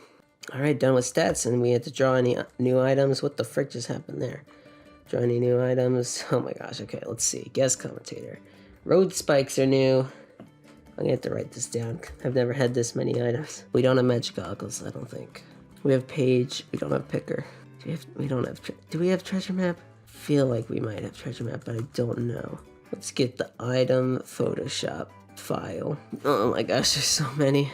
Alright, road spikes. Well, you guys already saw me draw item. I'm back. And here is how I get the votes. First of all, we go into Spaghetti Luigi's DMs. This is where all the DMs go, and just copy it, go over here, voting, paste it, type their name, and then double check to make sure they actually voted. And now it's time for the results portion. Then clean up the calc from last round, which is this. So just basically get rid of all this. Oh, frick. Then calculate all this. Alright, the Super Breams are on the pink team. So let's go to results, because we can't really show that in this area, because it's on a whole team. No, minus 2%. Minus 2%. Did I do that right? Road spikes for Neconic. So that was used by Koopa on Neconic. Neconic leads Koopa by... Well, actually, we gotta calculate out the other items before we can calculate that. So let's bold this. The quiz show, Angel got guessed... Where is it? Oh, I guess they don't have their guesses. But they guessed like A, B, C or whatever. B, C, A. And of course, only B was correct, so they lost 2%. Cat ears was used on Pikachu, that's already been in effect. Wait, actually, we need to check if they've... I mean, I'm pretty sure... Now that they know that you can just edit ooh on all your messages, I'm pretty sure they know. Alright, well, they did it. Actually, we might have to cancel the co-host, because I have a prompt ready. But... Oh, the Wheel of Fate. Okay. Pikachu spin this 5 times. Get random dent organ here, alright. 23. So the first 25% is getting a ghost commentator that you must use on Percy. 22. Okay, well, they got another ghost commentator. Well, I guess so.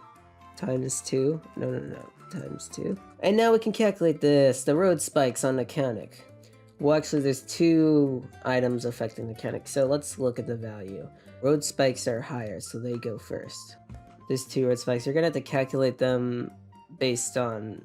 We're not going to calculate them one after another. Now for the skew attack.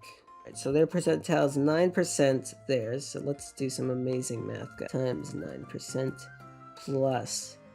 where's... This is by Koopa, right? Yeah. So Koopa... Oh, this one's going to hurt Brayden, actually. And then... Oh, wait, no, we do that minus their percentile.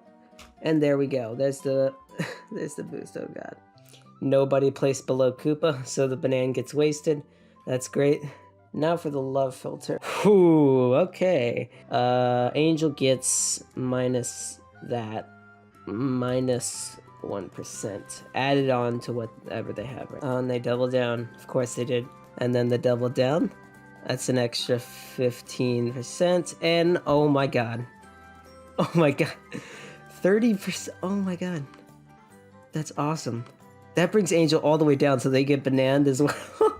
Koopa disarms everything that's used on them. Oh, that's why he doesn't use the purse. Does this disarm work on his own items? No, I don't remember. Any items used on you. Well, okay, there we go. Alright, I think we're done. This is gonna be a great episode. Okay, we are freaking done with that. That took forever. LL points. Alright, let's get all these names for voting.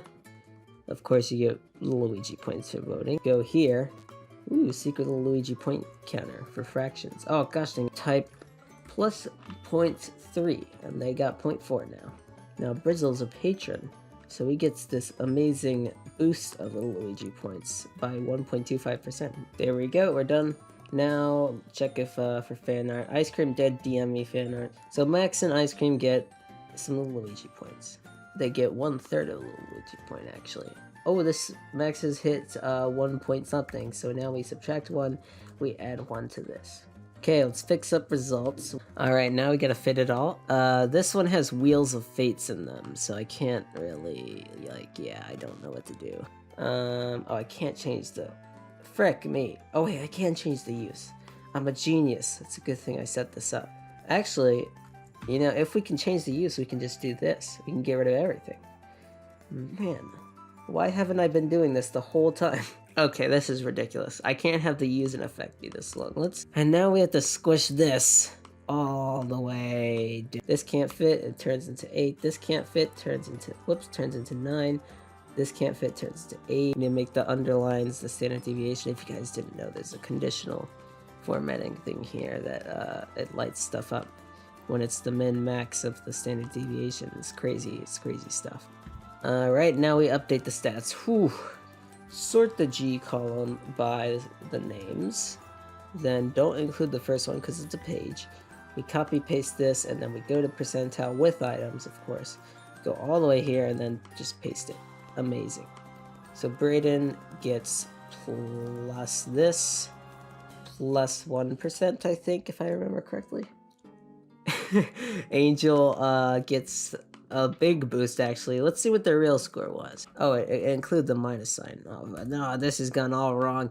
They're actually under 50%, which is pretty not great. I'm sorry. To sort the standard deviation by the names. Paste around 19, and then we're done. Info sorted by the names. All right, here, and then just copy everything that's not the page. Paste it here. Automatically zeros, but we have lots of uses. So we got 1, 2, 3, 4 here. So 4, and that's actually it, huh? Stats went faster than I thought. Next, script the intro. Oh, this is where scripting comes in. I have the intro already prepared. Oh, don't look at the theme. Oh, frick. All right, so I mean, clearly the theme is going to be the freaking billions of items. So for when I'm thinking about the theme, I'm thinking about what's the catchy title going to be, which is going to be self-sabotaging yourself, Angel, using the double down, and also the big penalty. But first, a eulogy, a first of our eulogies. Oh, DMPs, old super rainbows, and then make this gray, so because it's a quote. And then item usage will be narrated by Koopa this time, and this is another glitch. And now we have to write Koopa's script. Alright, this is gonna take a long time. So we want the double down to be the last thing. We want to focus on what got them to lose stuff. So the love filter, yeah, we want that. Them getting slapped twice is important. So this will be the last 3 things I announce. Or not me, Koopa. Oh, Koopa's gonna have to make this an amazing reveal. Oh, actually, after the love filter, we should introduce that Brayden gets hit with a shmoo bomb and a skew attack. Well, actually, let's do the skew attack first. Not the skew. We'll only do the skew attack. Well, then we'll do the shmoo bomb and the skew attack. It'll be implied that they're gonna lose a lot from the skew attack. All right, now let's just do it in whatever order we want. We just wanted the big reveal. All right, we're done. As you can see, Koopa's gonna have to spend 1 hour reading this. Okay, let's DM all this. Oh my gosh, I hate. Why does this always happen to me? It's happening to me so much more often than the freaking whatever. Alright, now we calculate who is gonna die. Alright, so this is in the opposite order. It's supposed to be this one. Oh god. Angel's down here. So, Yoshi lives on? That is not who I would expect to live on. Oh, I guess this really dragged them down. I wonder what would happen if we didn't include this. Angel would still lose, but alright, so our finalists are Brayden, Pikachu, and Yoshi. Oh, Brayden's gonna win again. Oh, frick. So Naconic is a veteran. Is Yoshi a veteran, though? A super veteran? Yep, they are. I can't be like, oh, Angel was a veteran, because they weren't. So I guess I have to split them into 3 teams, not 2. Unfortunate. Wait a second. I could have sworn I had a thing. There's definitely something. Yeah, if we do need a team switch with 1, 2, they'll be split into 2 teams, or just by themselves and have 1 life. So, they'll be split into teams where they're just by themselves and have 1 life. Okay, yeah.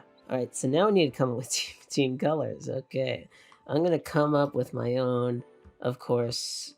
I wouldn't steal any. Gosh, I freaking don't remember the domain. Wait a second. I have an even better idea. We should use their own colors. And I get to name them, so I can name them stupid stuff. Like puke green. Okay, let's get some scripted stats.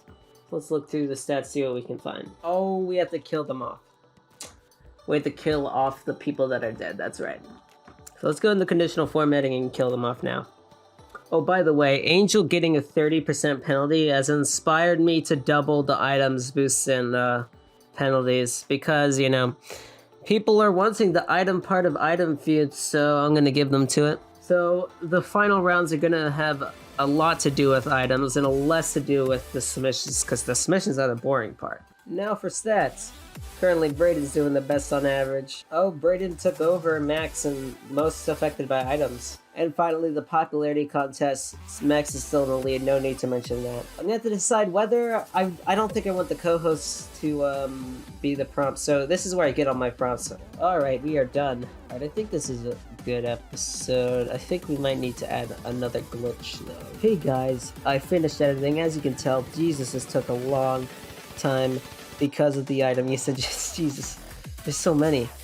And I've changed the way I edited a bit. So as you can see here, this just marks all the sections so I can go back and put in the timestamp. So we go to this beginning of this orange one, oh, let's see, that's 22 minutes in, or seconds. Go here, you type 22 seconds, and then whatever. I've color-coded all the names and color-coded the sound effects just to make my life easier. I have a specific preset for when things need a tint green, and I have a specific preset where I need to do that percentile boost thing. That's the text going up and down right here. And I've also changed the outro to abruptly end because I think I just wanted to cut out all the filler. And then all the behind the bloopers and stuff go in this layer. And I also have all their names so I can copy paste them here. When I'm uploading a video, it's make the title, go to Photoshop, and then create the thumbnail. Which for this one, I decided to go with the tripping person with a bunch of knives and a huge percentile penalty to draw in the audience. But every time I start a new thumbnail, I have to change the hue of this to 20, so we have a different color for each thumbnail. How cool is that? But after that, we write this part of the description, which I've actually made bigger so that we can have a better description and what's the word? I guess keywords, because YouTube looks at your description a lot. So episode 19, this is just if anyone is searching like the wrong type of episode, because they used to be split up. Yeah, you just gotta go through pretty much a checklist of things when you're uploading. You have to now like say your content's ad suitable, and you know they just believe you. Then you gotta add the info card at the beginning for new people, and basically all that, and then I can finally upload it. But before I upload, I of course check my checklist here. So what do we got? We did summary, we did last episode, we linked the stat sheet, we did timestamps, we did this, so we can upload and announce the video to the servers. Copy this, just like last time, just replace it with round 19, and then get the link, and then we're pretty much good. And then after we post that, we have to post the prompt for round 20. I'll just copy this and get ready. Post it. What's the deadline? I've made it July like 18th or something, but the video took so long. 16, 17, 18, 19, 20. I want to make it 4 days. So I get the prompt from the script, because usually when I'm typing the script, I change the prompt in the script. I want the prompt to include the prompt that got discarded, just in case. You know, someone might take that into account when writing down. Oh, frick. I hit enter. My bad. Dang, why are people here all of a sudden? Okay, where was I? Fixing this, so it's not odd. That's just was for the video. I don't need to capitalize that. YouTubers are a real word. Example submission. Okay, let's get the example submission. Okay, let's send this out and then check what's next. Do item effects. I don't think there was any. Update the round logs. Whew. Alright. Oh, we need to get rid of their items first. Jeez, I always forget that. Okay, next up is the reminders. Don't forget about the reminders. Assets. Oh, we got a few of those. So I have to actually search for it since it's in the archives, since no one wants to look at assets. Come on. There's no new items. Alright, send items to the contestants. Okay, we're back after dealing with Angel using a mirror. And alright, now we send the items. I think I've explained this before. There's this very complicated formula now that basically DMs people the items. So we just got to copy this from the list and then get rid of the quotes that Google Sheets freaking whatever. Also, you got to see how I can react to things. I mean, Spaghetti Luigi reacts to things. And we just copy and paste this until we're done. And we also have to skip the Koopa's page. There's like one last thing, right? Oh, make a new item feed sheet. Alright, that means we are officially done. God, I'm gonna have to cut this, and how the frick am I gonna edit this?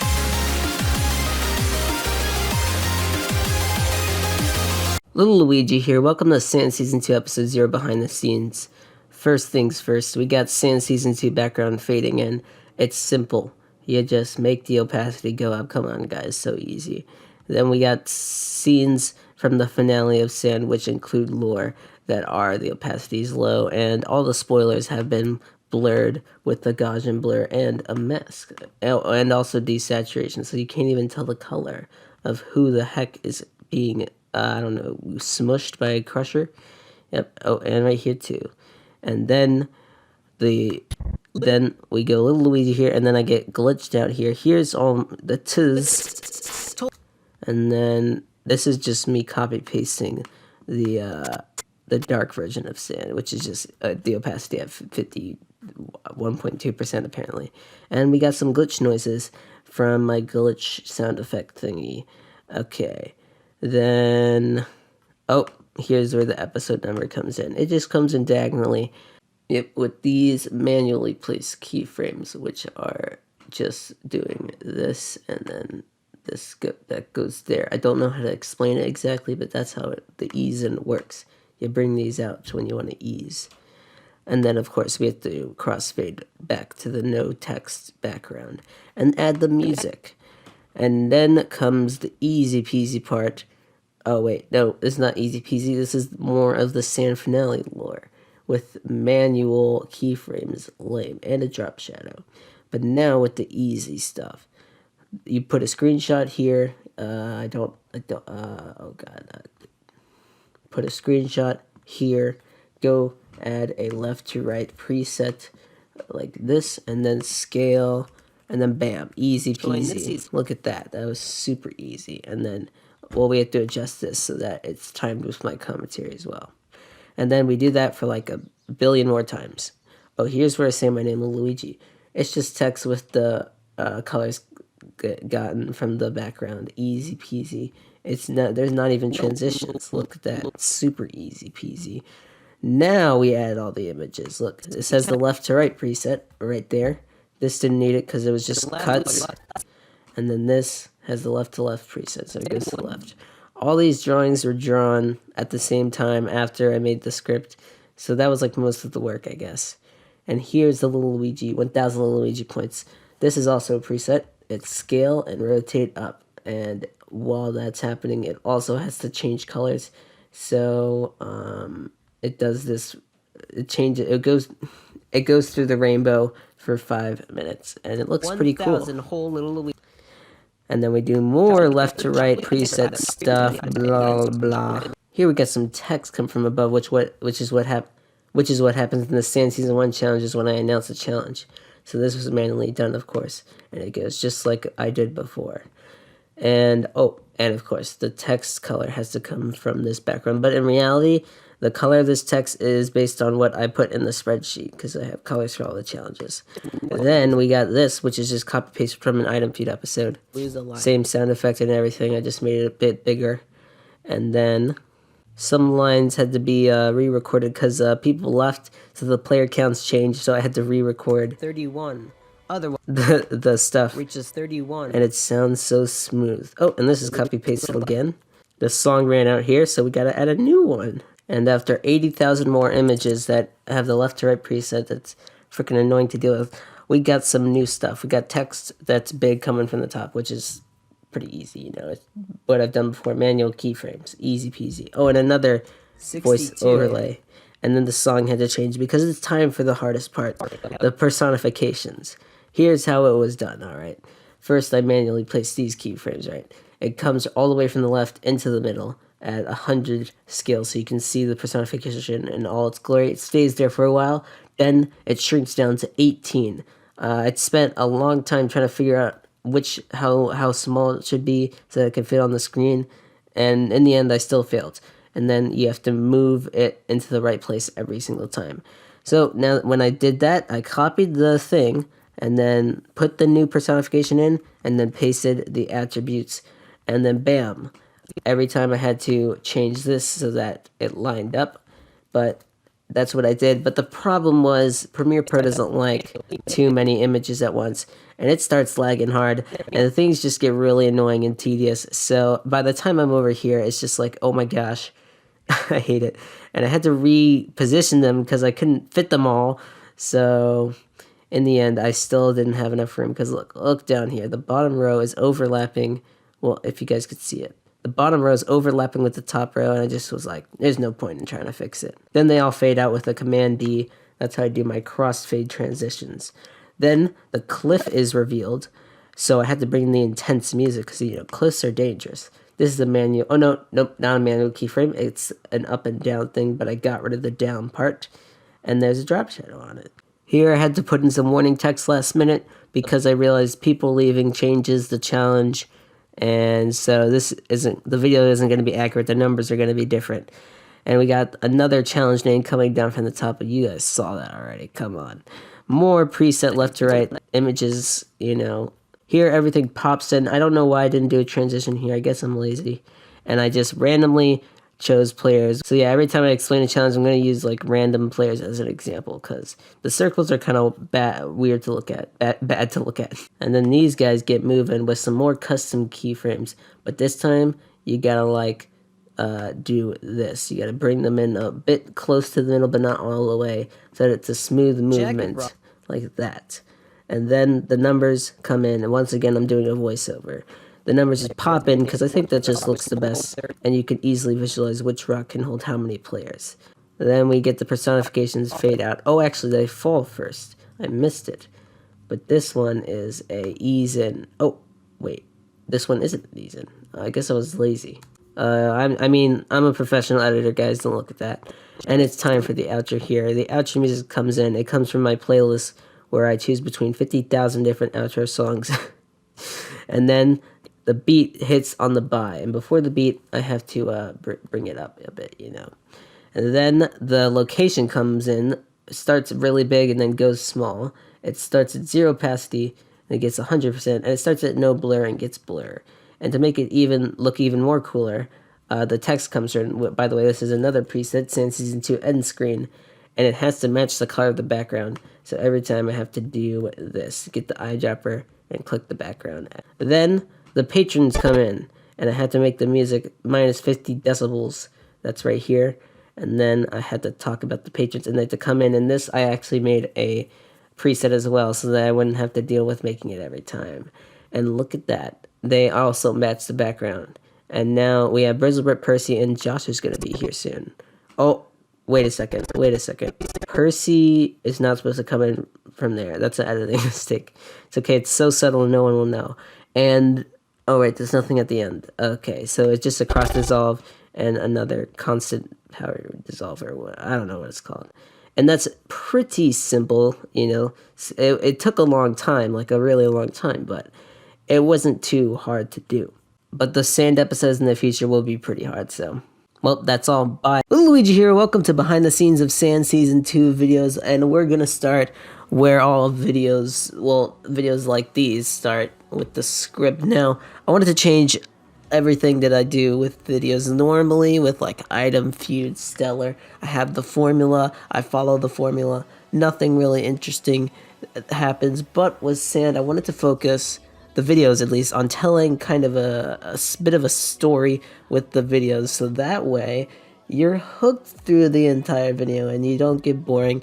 I looked through some of the other videos and I was like, yeah, look at all these times I listed things, nothing was happening, I was ranting, there's lots of boring parts, and there's a lot of stuff I could cut out. So yeah, I have a little just things I might want to put in the scripts. There's definitely call to action and an incentive to comment, which can be a lot of different things. I've done the incentive to comment before, but you know. But the big things, we need suspense, and we need the tension, and we need a climax, and we need a hook, and I need to have something in the outro that will maybe make people want to go through the entire video. So like, I don't know, some secret lore at the end, or tease the next location. This is just like kind of placeholders. Oh, there you go. But the first thing I've done, these episodes are going to take a lot longer. Hopefully they're going to take a week maximum. But you start out by just kind of writing down what happened, all the interesting stuff, at least, in the, let me show you the channel. So yeah, in the detailed overview, every single thing was recorded. I just kind of recorded what was happening in alliances along the way, who was in it, and there's a lot of just boring stuff, you know, like, oh, he said his target was this, blah, blah, blah, blah. So I had to pick out the interesting stuff, and it's really hard, because I'm like, will this be good in the video? But like, is it going to make the video too long? Is it worth putting in the video? Is it not interesting? So I just filter that, put it in here, and then I'll probably go through this again, and then filter it to put it in the script. See how much stuff this is? But I try to put it in order, so of course introducing the challenge, but we want to keep this explanation short, right? Because in all the other sand videos, the explanations were too long, video retention down a lot. We have to do their planning, and of course, what they actually said in alliances that were interesting. What happens outside the challenge with alliances? A lot of interesting stuff did happen. What actually happened in the challenge here, like what the results of it, what happened after, and then people's confessionals about their future plans for Sand, which I don't know if it'll be interesting, but I don't know, somehow I can make it interesting. Then here, next thing I'm gonna do is kind of write the storyline, quote unquote, of the episode so that it's interesting. Like, what is the big thing for the episode? So what I'm thinking is gonna happen for making these videos is like maybe a day on what happened in Sand storyline, or maybe just what happened in Sand if it takes too long, and then another day on writing the storyline and then the script. Then we got another day, maybe I record the script and then begin like drawing assets for the video or something, and then I begin like a 4-day editing process, which I've done before. I know, but this way I can like kind of slowly work on the videos instead of pressuring myself to just do it all in one day. You know, that's not good. All right, I sort of got the storyline kind of set out here. We got the exposition, the conflict that you find out about, the rising action. We got the climax, falling action, and there is never a resolution because there's always a cliffhanger conflict, and I kind of have two here. So maybe the cliffhanger conflict happens after the outro to have the incentive, but that might be too long of a thing to have after the outro, so I don't know. Right, for this one, I guess I'll just have this one happen after the outro. So now, we gotta do the script. Luigi's back, and I finished the script, but it's just something feels missing, you know? I don't know, I just feel like this episode needs to be perfect, and I'm missing some obvious part of Sand that I need to include in this video. But like, I look back on my videos, and it's like I didn't really include that much in the videos that I thought it would, other than like listing off confessionals, which is pretty boring, you know, having a nice formula, which I didn't want. See, I kind of reformatted some of this stuff, in case you want to know. If I highlighted gray, I was trying to keep track of what I put in the script and what I didn't. So here's what the, like, I guess structure of this here. We got the hook that keeps you in the exposition. I wanted to subtly tell you what was going to go on in the video by introducing the game show and what's going to happen to the players. This is more of a story episode, when usually my game shows are just me saying what happened. Alright, we introduce the conflict, we drop them off. I need to explain the challenge, otherwise people aren't going to know what the frick's going on. They need some sort of explanation, but I don't have to explain everything is the thing. In my old videos, I just straight up explain everything. But if it doesn't need to be said, they get that, you know, they're going to die. Maybe, you know, in the game show, you know, maybe they suspend their disbelief and like, oh, they're actually going to die. But either way, we got a sort of exciting conflict, all right? And then we have their planning. First of all, I get the crab cult in straight out the gate to, you know, so we need to hook people into Sand. You know, what the crab cult is a very interesting part of Sand. The Crabocalypse, of course. All these highlights are sort of inflections, by the way. Or this isn't highlight. The colored text are the inflections. Red is the pacing, so I say all these names really fast because listing names, of course, is not very entertaining. So I want to get through them, but I also want to, you know, have people remember these names. All right, and there wasn't actually a lot of like planning going on. Just like, whatever, we should pick this rock. Just making alliances, which comes later. But here, the planning is just for the challenge, not for the whole season. But so here we say what really happened and kind of why they did it. And, you know, we get a bit of suspense on which rock is going to fall. Maybe I should actually add more suspense on that before I reveal it. Alright, then I basically say everyone who falls, and I call the people, I was going to put stupid, then I'm like, I don't want to be, like, too mean. I know I'm doing kind of a character, but I still don't want to say people, like, contestants are stupid. Alright, we got this is just the exciting thing. They think they're going to fall, they bounce. Because Luigi set it all up to get them, you know, he's a prankster. Then we got, you know, kind of tell them the challenge awards, you know, if this was Sand Season 1, I'd be like, alright, these people won $10, these people lost a life. But we gotta add a little bit of flair to it here, and like also kind of subtly tell people how the game show works. You have 3 lives, eventually I do that with the same thing with the targets. And then we got the evil stuff going on here, which is very interesting. And then I also subtly tell them that they shop after each challenge here. I guess they don't really know after every challenge, but they know they're going to be shopping. And then we have the aftermath, which is just people talking about the challenge and then making alliances for the future. We know Chicken converting Josh to the Crabocalypse, some more crazy shenanigans, and then we have all the alliance creations, which will be interesting to see develop in the future. Then we got their private confessionals and their future plans. So this is like confessional booth stuff. Maybe I do a cool edit with that, I don't know. Then we got the cliffhanger conflict, which is gonna be, I decided the glitching, not only for little Luigi, but with the players, and people don't know what's going on, you know. And the outro, I'm gonna do a bit differently. First of all, maybe I don't have the incentive to comment in the outro, maybe I just have it randomly in the video. I just was like, oh shoot, I need it. So I'll just put it here. And then we have the watch the next video thing. Maybe I should actually highlight that so I can keep track of it and not forget it. And finally, we have the call to action, the buy, and the secret lore at the end. Now this is, the thing is, the end screen can only be 20 seconds long, so this has to be a bit short. The thing at the end is probably gonna have to be like 10 seconds max. Hopefully it does. But I want this to be straight after the buy, because maybe we should let people know there's gonna be something at the end before. But anyway, it feels like I'm missing something. I mean, last time we had the island changing, the personifications are also gonna change, but I don't think that's more of like an editing thing, not really have to say that in the script, which was kind of my problem with the last season of videos. I kind of said too much when I could just show it, you know. But I don't know. I just, you know, maybe I'll upload the video. People will be like, you forgot to do this, and this. I'm about to record the audio. It's been so long since I did this, you know. I haven't seen this little box in a while. But if you don't know, of course, I record with the Blue Snowball, and I just record with just the QuickTime Player audio recording. And whatever works, works. Whatever doesn't work, doesn't work. And we just go with the flow. I have recorded the audio, and guess what? It was 24 minutes long or something.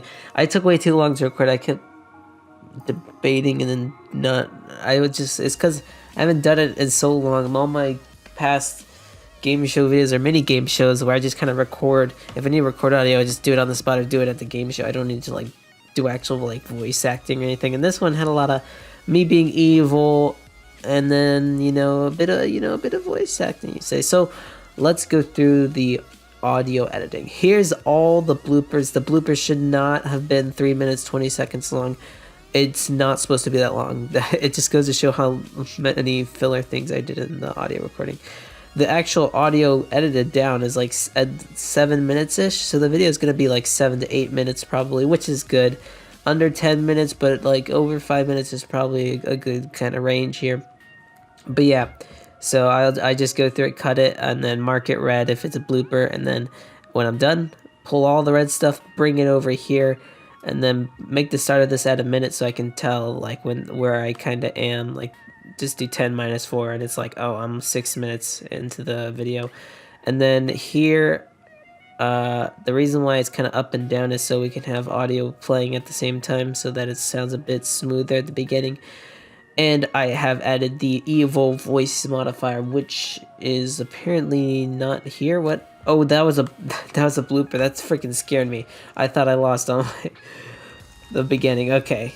I don't know why that wasn't marked red. A freaking idiot, Luigi. But now I have to put this in the front. Everything's ruined. Alright, so we start with the evil voice. What's the evil voice? It's this pitch. I don't know what the AU stands for, but first things first, 25% for... Okay, I guess the first thing is I pitch it up 600. Then I do pitch it up 400. That's a 50%. And then the big boy, we go down 1,000 cents, and it's 100. Wait, that doesn't make any sense. Why is this? Oh no! It's applied from top to bottom. Or is it? Okay, I don't know which way it's applied, but it's probably. It could be either. Okay, I can't tell you the difference, so I guess it doesn't matter. But that's how you do it. You just pitch the voice down, and then we do here We got evil voice bottom. You know, maybe I should mark the evil voice with like black. That's probably a good idea. So evil voice is bottom here. It fades out because I am coughing back into my game show voice.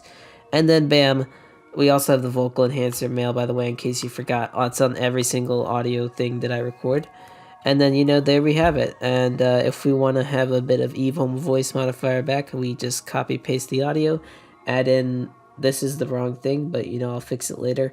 Add in the evil voice modifier and then do this little transition, which is basically kind of fading in the audio and fading out the normal audio. So like, it sounds like this. Remember guys, don't look down. There we go. And it's perfect.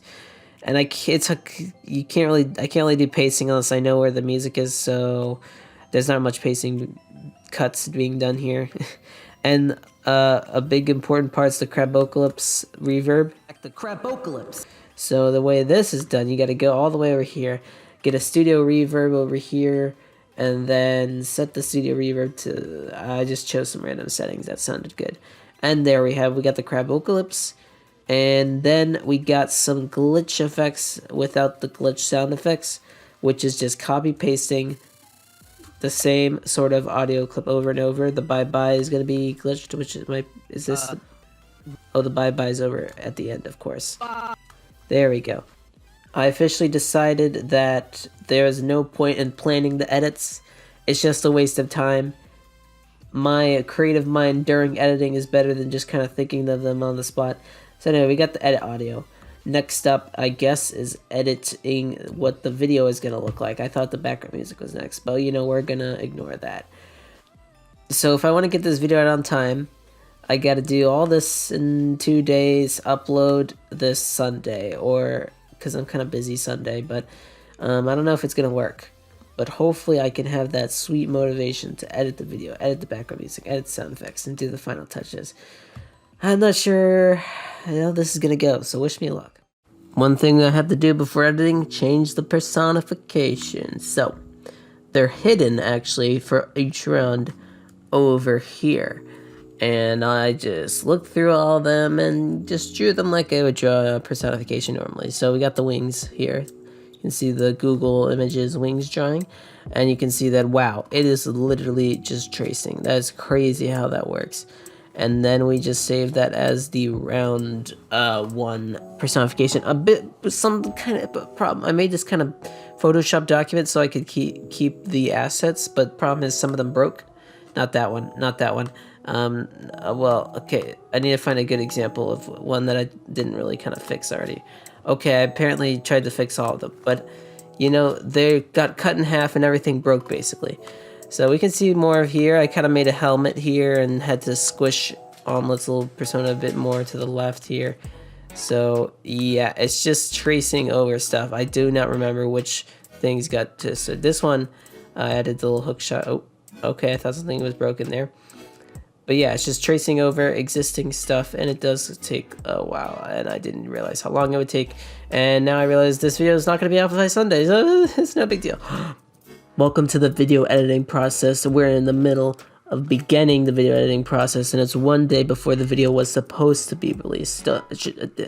I am great with time management. Okay, this is why I never have deadlines for anything. Lesson learned. Alright, second lesson learned. Never put all 60 players manually in the in the actual Premiere project. That's not okay. Premiere doesn't like that, and it kind of kills you. But anyway, so here's some of the things I have used. First of all, the vignette, I think is how it's pronounced, effect makes this look more sinister and evil. Of course, tinting everything red, and then this little music here. Oh, if you don't know, I'm a bit scared to show my music playlist, so I'll crop it out. We got the no copyright moves. We got angry mean. We got the action, the calming, dance music, dramatic music, evil music, and this would probably be like scary evil music that I got here. And then I nested the sequence so that I could zoom into the whole thing, and with the 50 players in it. And then it kind of, I'm not sure what oh yeah, it zooms out to show the players here, and then the saturation, which is actually done in this one, is it's saturated. It's resaturated because it was desaturated before, and it comes back to reveal everyone. And then the upbeat music, which is highlighted in cyan, plays. Music is down here. Audio is over here. Then we got the logo and text come in. That's no big deal. And then we got our first glitch, which maybe I should like highlight dark green or something. And then it glitches, and not only does it change, and the background kind of goes a bit like that. We have the VR glitch effect. That's crazy, and we have a little evolution to make it look like it's glitching. It's so cool. All right, so now we're gonna get into the good stuff. We got transition into the sky scene. I also added to my to-do list before edit is make the scenes before I edit. I got some clouds to make it look like I'm actually flying, and we got the helicopter whirring sound effect I just downloaded off of YouTube. Then we move kind of the helicopter, and then we got the cliff scene, which I redrew because I hated the way I actually drew the first location. So I just redrew the cliff so that it looked a lot better, and I could reveal it like this. Wow! Then we got, we also got some vignette anytime I say something in my evil voice, which I do right here, which I should probably label black, but not like it matters. And then we have this little impact sound effect. Amazing, right into the action music, which for some reason didn't get labeled as red. All right, now for the big thing, drawings. Okay, for the challenge explanation, we're gonna have these nice little simple drawings, kind of like last time. This time they kind of wobble a little bit.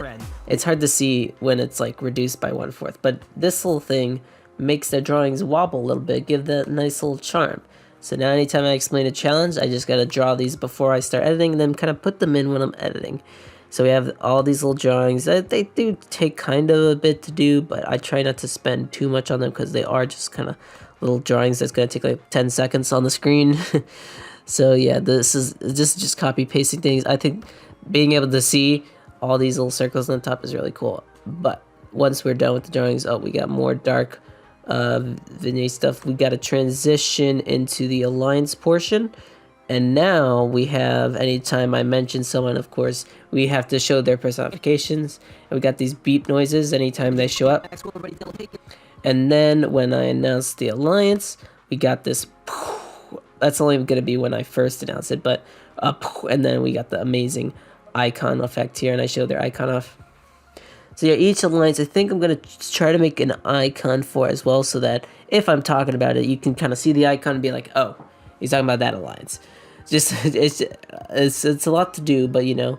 Oh, of course we had the Crabocalypse, so I had to bring up the thumbnail. It's really the only thing I had. The message bubbles, so that I don't have to like put Discord screenshots on the screen.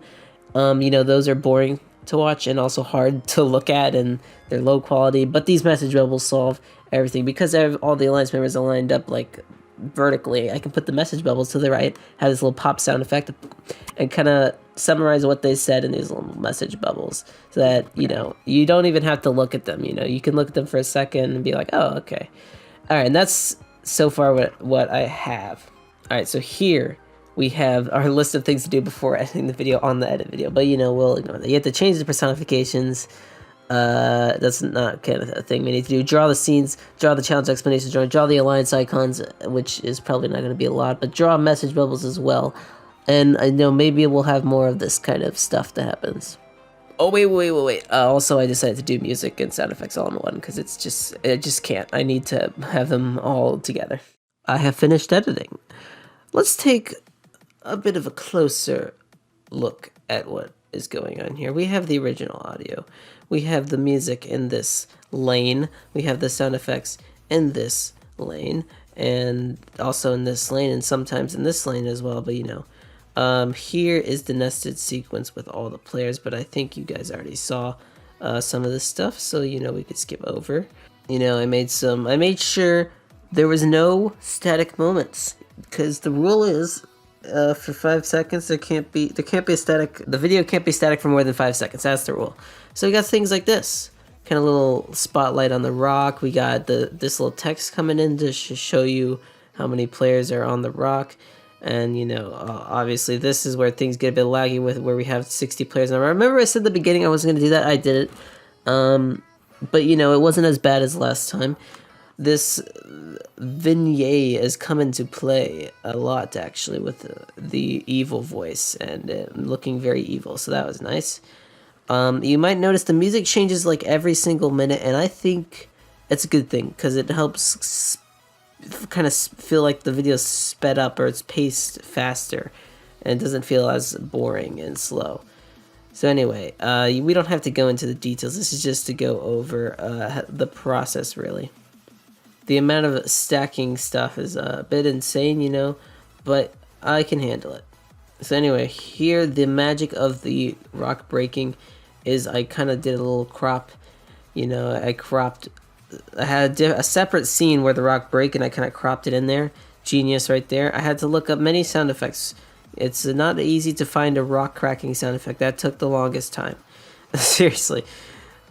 Making these people fall, that also was very weird and awkward to do, and I don't think it looks good, but it's okay. It doesn't matter. And this pacing is a bit off, but nothing I can really do about it.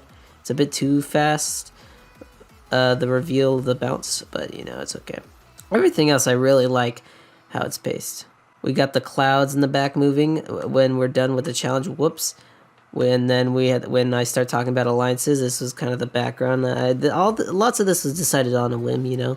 That's kind of all my videos are. Things get a little bit crazier, but you should know whites or /gray is messages, orange is the alliance icons, lime / light green is the players. What is this blue stuff? Oh, that's the other stuff.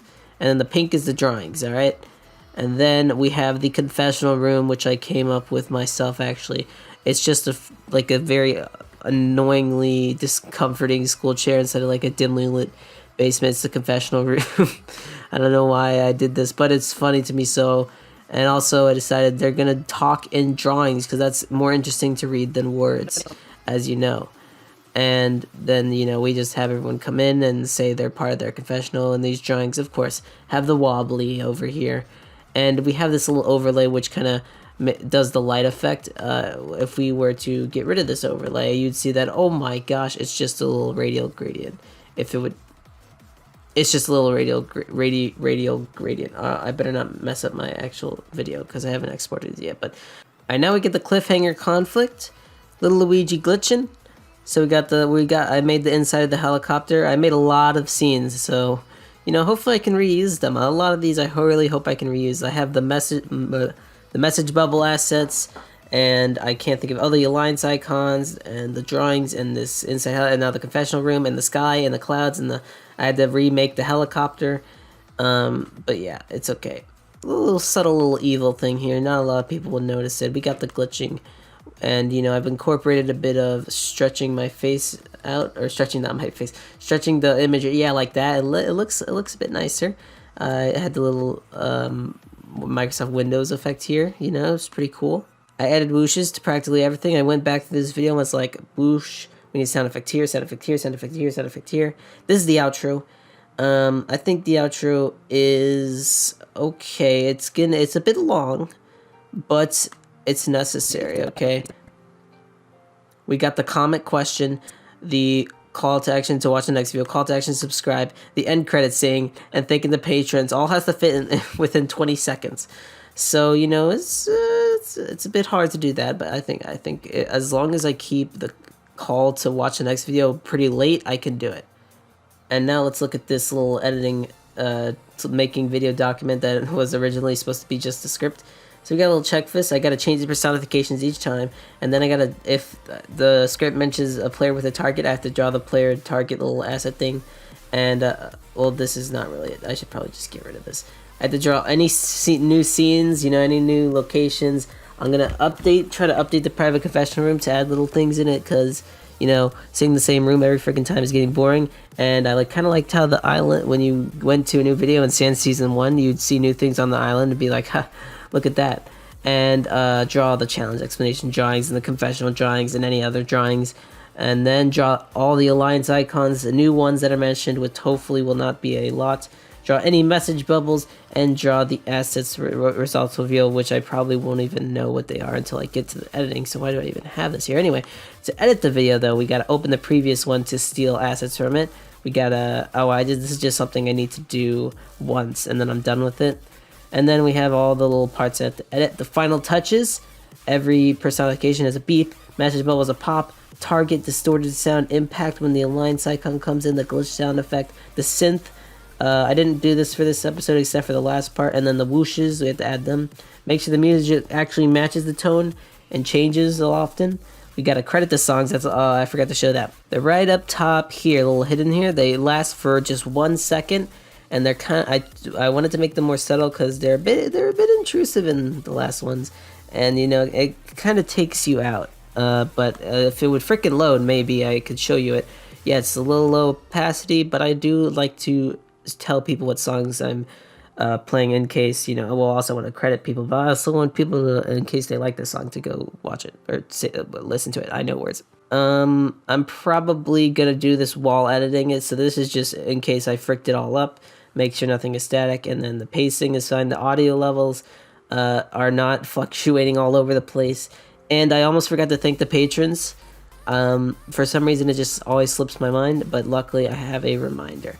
So now we're on to the upload session. This has taken 2 weeks, mostly because I've just been busy. So I've just been doing this in like 1 hour a day, and then some days I'm just busy all day. So I'm like, okay. So anyway, this checklist is gonna change, probably, but you know, this is important too. So like I said, I spend a day on this. Time for the final behind the scenes video. Uploading the video first. Coming up with title ideas. There's this theory that for the first 24 hours your video is uploaded, you have your title and your thumbnail for your notification subscriber viewers that are, you know, they know that the video is coming. So you want to appeal the first 24-hour title to them. So that's what we do here. Not this. This is outdated. With this thumbnail, we have the episode 1. We see a Brizzle, which people are familiar with. We see me, people are familiar with this. And we see people, other personifications, the Cliff, they know what's coming. And they see this cool little game show border. And the title is that, which one did I pick? I think this one, the hidden thoughts of all 60 players are revealed. Which people, they want to see the thoughts. That's why the subscribers would want to watch the video. But after those 24 hours, we have the more clickbaity, more wider appeal title. Which one did I go with? I think it was this one. Forcing 16 players to be the fight to be the last one standing. Now, someone who has never watched the video will be like, oh, maybe more likely to click on that. And then the thumbnail was, I think it was either this one or is this one, where I just replaced the players with the game show so that people can see that the game show is survive and never die, which might interest people because they want to see a cool little game show. All right. And finally, I have the forever title, which is on right now. I'm changing this to 3 to 4 days. Maybe I don't even do this part and keep only this part, but the last part is the widest appeal keywords in front series part on back. That's going to stay forever. So I think I went with this one, YouTube Survivor Game Show. The keywords are down here, by the way. 60 players, fall off a cliff, Sand Season 2, Part 1. And then I changed the thumbnail recently, actually, to this. So what you see here, you see the 50 players, you see the stabbing, the betrayal so clearly, and you see the survive and never die. It's the widest appeal in the gosh dang world. Don't mind that these people are upside down. So yeah, this took so long. I had so much trouble trying to make this thumbnail. I went through so many iterations, and I just couldn't think of what to do. This took, like, I kid you not, this took 5 hours just to get this thumbnail. I literally could not come up with anything. Here's the thing. Researching CEO it's a link to Google Trends.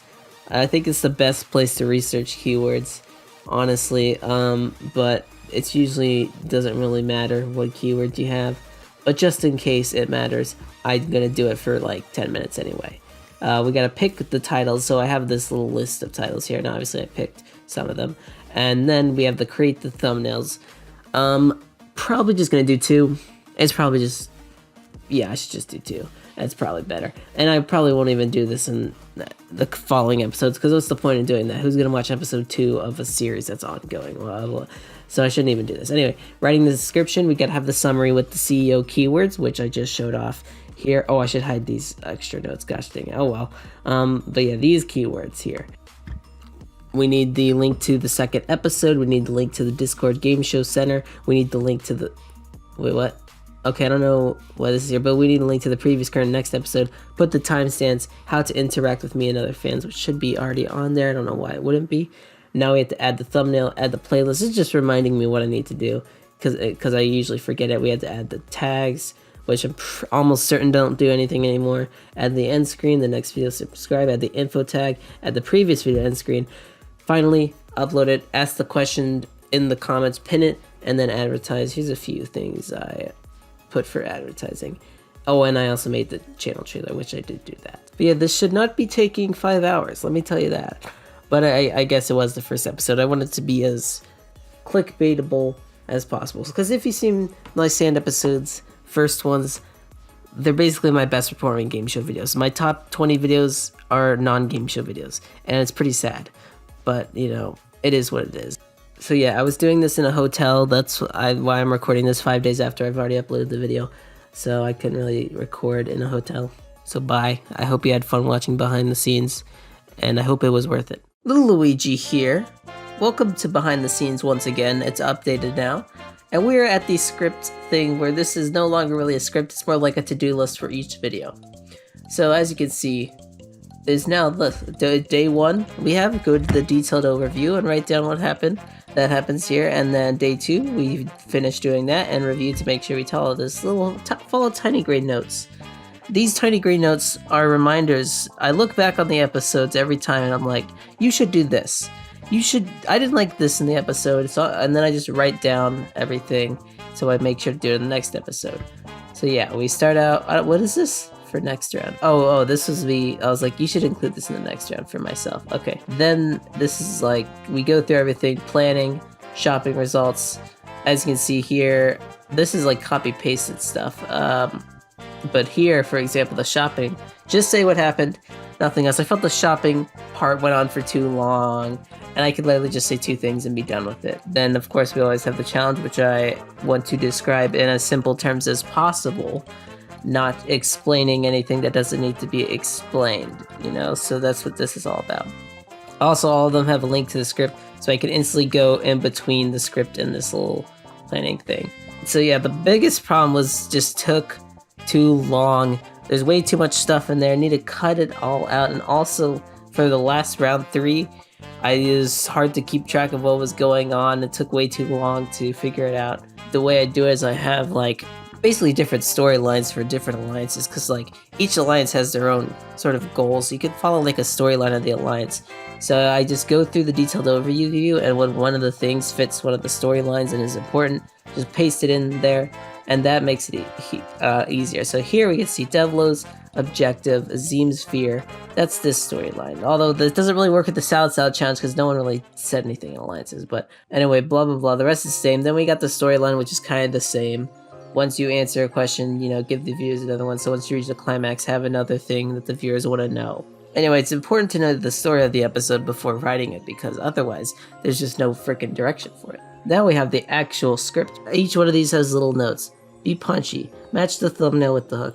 I can't really do this one since I don't even know the thumbnail, but you know, this was always there. But introduce the story of the conflict fast, and that's see, it's like a lot of it's copy pasted. But yeah, the big changes are these tiny little notes that I've left for myself. The storyboarding is still the same kind of.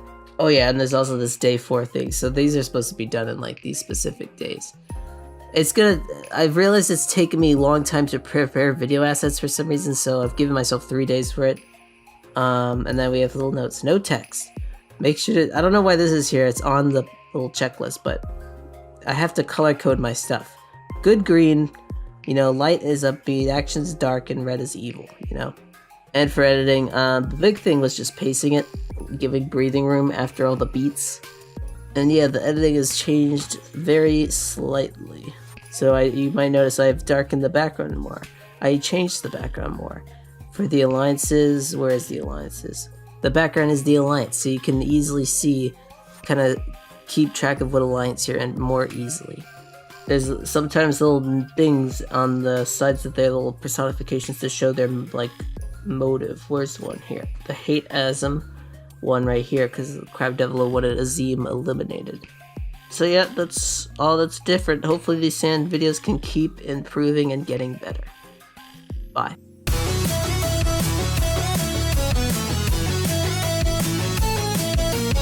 Welcome to the mini game show group project beta test behind the scenes. This is not a live recording, obviously. This is just me voicing over.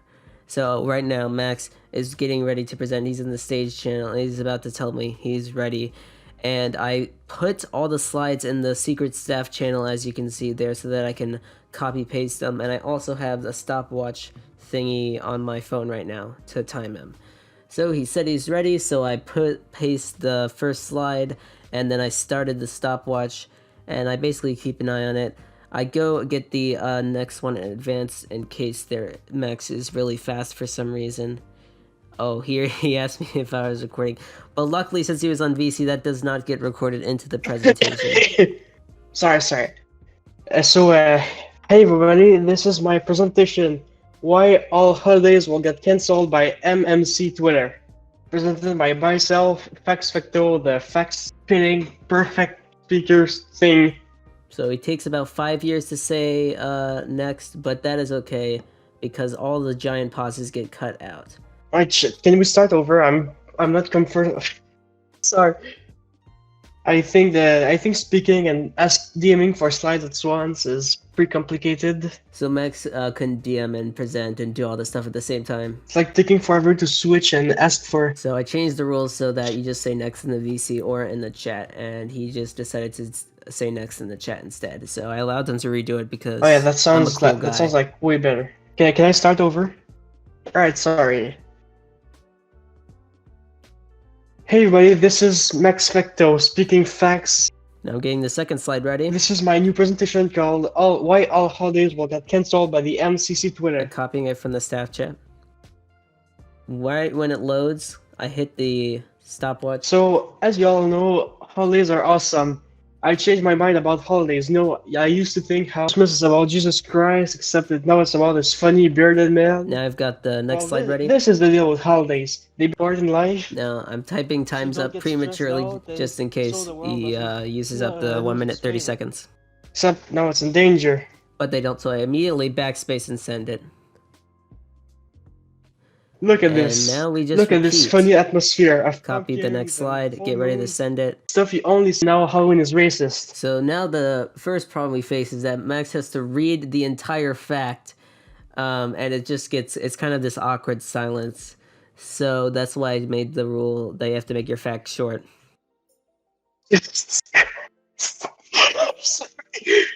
Nicholas, visiting the region to care for the hungry, saw through the butcher's lies and resurrected the pickled children by making the sign of the cross. Which, yeah, shit, I'm sorry, I don't know what this is. And reading the fact also takes up too much time. I'm losing.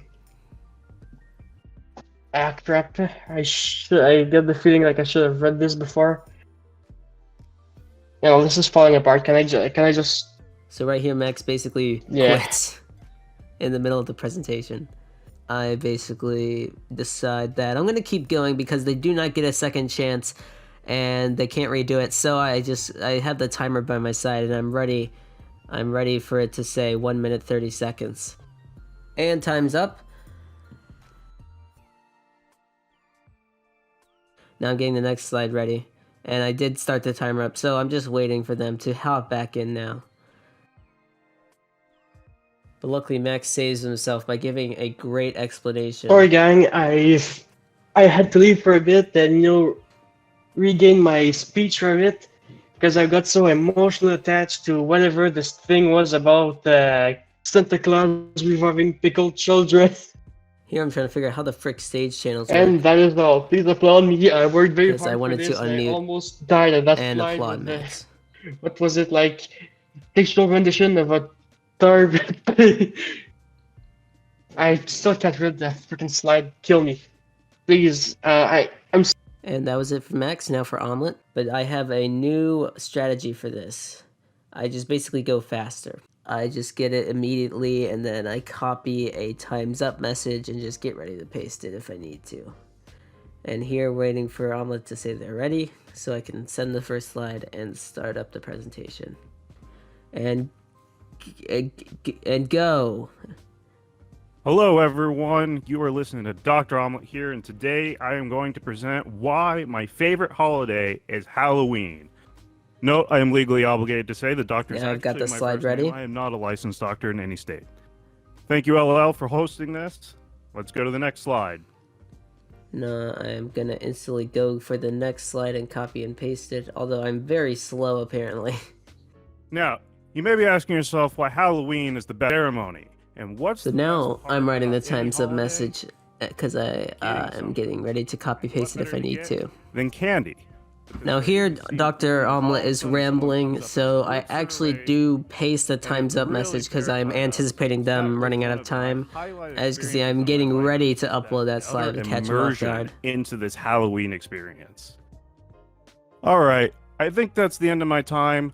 Welcome to editing the presentations for the minigame show group project. So here we get the screen recording layer, and this is where these are slides. This is going to be cut. It's basically the whole visual is the slides.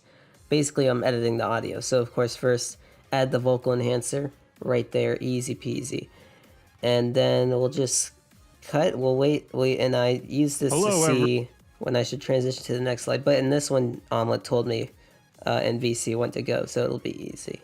Let's go to the next slide. All right, so it's time for the next slide, which means we got to find where he stops talking, which is like here, and then go 1, 2, 3, 4, 5. That is 25 frames. Cut. Find where he starts talking again. Right here. Go right behind it, and then bam, got rid of that. Now go back 10 frames. Slice that. Get rid of that. Bring in the next slide, which is all the way over here. Just to make my life a lot harder, because you know I like doing that. Slide this over here, and then do the keybind that automatically adds the cross dissolve. So now there's a giant awkward pause every time they have to transition, which is really go to the next slide. Amazing. Now. It's really great. And that's basically the entire editing process. Also, anytime there's a gap longer than 25 frames, I stitch it together. But it can't. Basically, you can't have a gap longer than 5 frames. So like here, I would shorten this gap.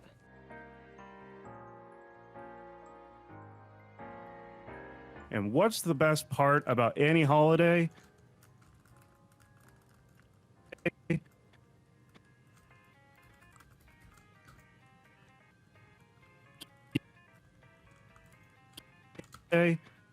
Getting something.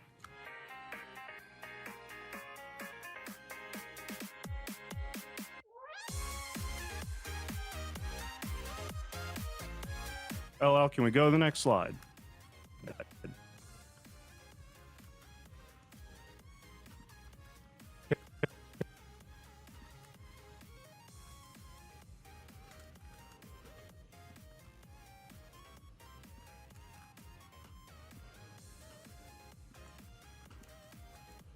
Can we go to the next slide? The next part about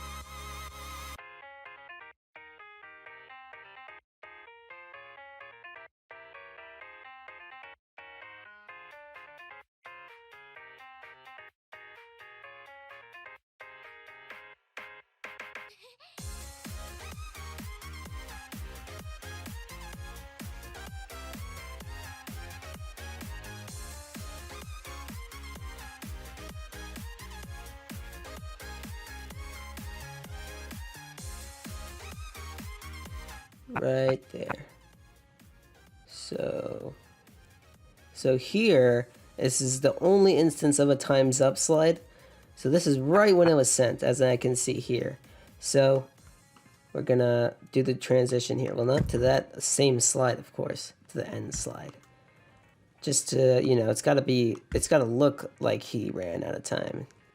Into this Halloween experience. Yeah, see, it kind of cuts him off.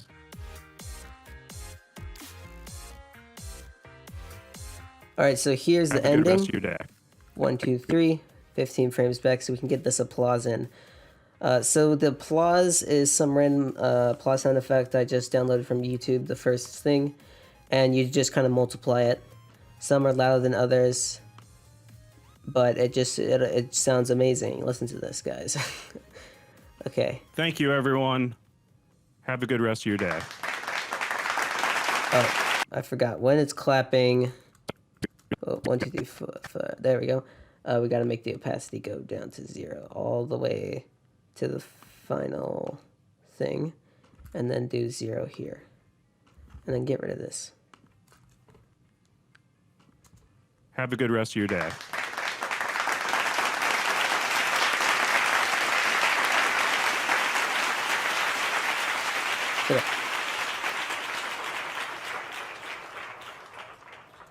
All right, now we export. That was it for the editing part. Little Luigi here. Welcome to Channel Updated Behind the Scenes. We're going to first look at the planning. First thing I did was just write down everything I wanted to update. I looked through all the past channel updates just to get an idea of what I should update. So yeah, I did, the past game show series, the future game shows, the mini game shows, which weren't actually planned out, but the channel membership was the big thing I wanted to announce, the rebranding, the unlisting of the videos, the changing of the schedule.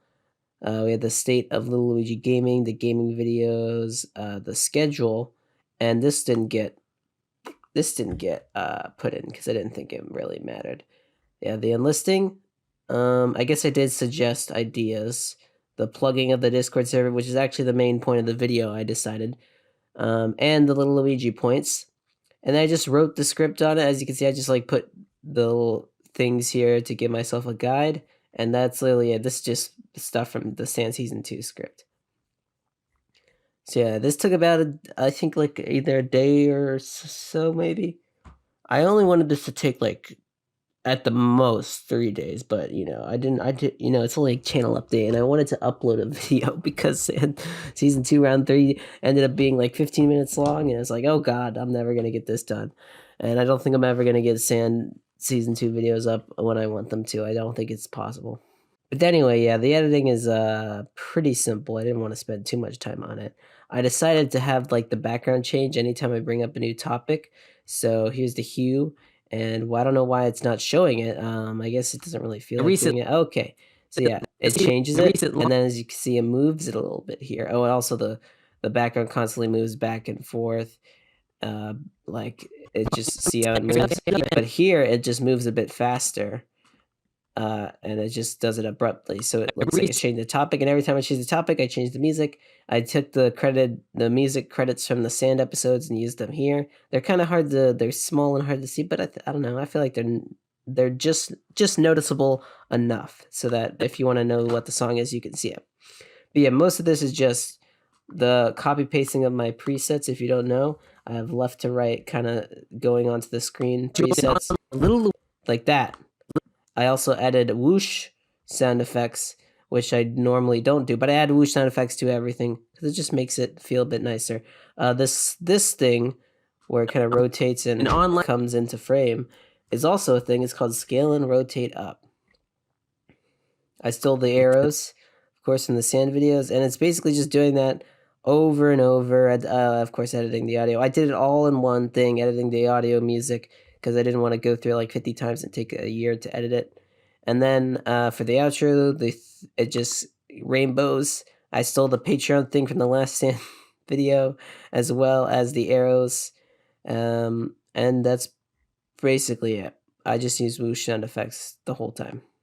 But yeah, everyone wanted a channel update for some reason. I don't know why people love channel updates, but I stopped doing them because they're 2 minutes long. They say nothing basically in them.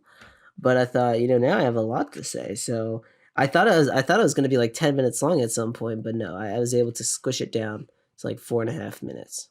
Might as well look at the thumbnail as well. I don't know if I showed this before, but I created a little template for me. The background, we got the original channel update background. I made it lighter, and then I added this little rainbow filter to it since I do all the colors in the video. And then we have the outline here, which might be a style I stick with for the thumbnails, like the game show border I have that I haven't really showed off to you guys yet behind the scenes.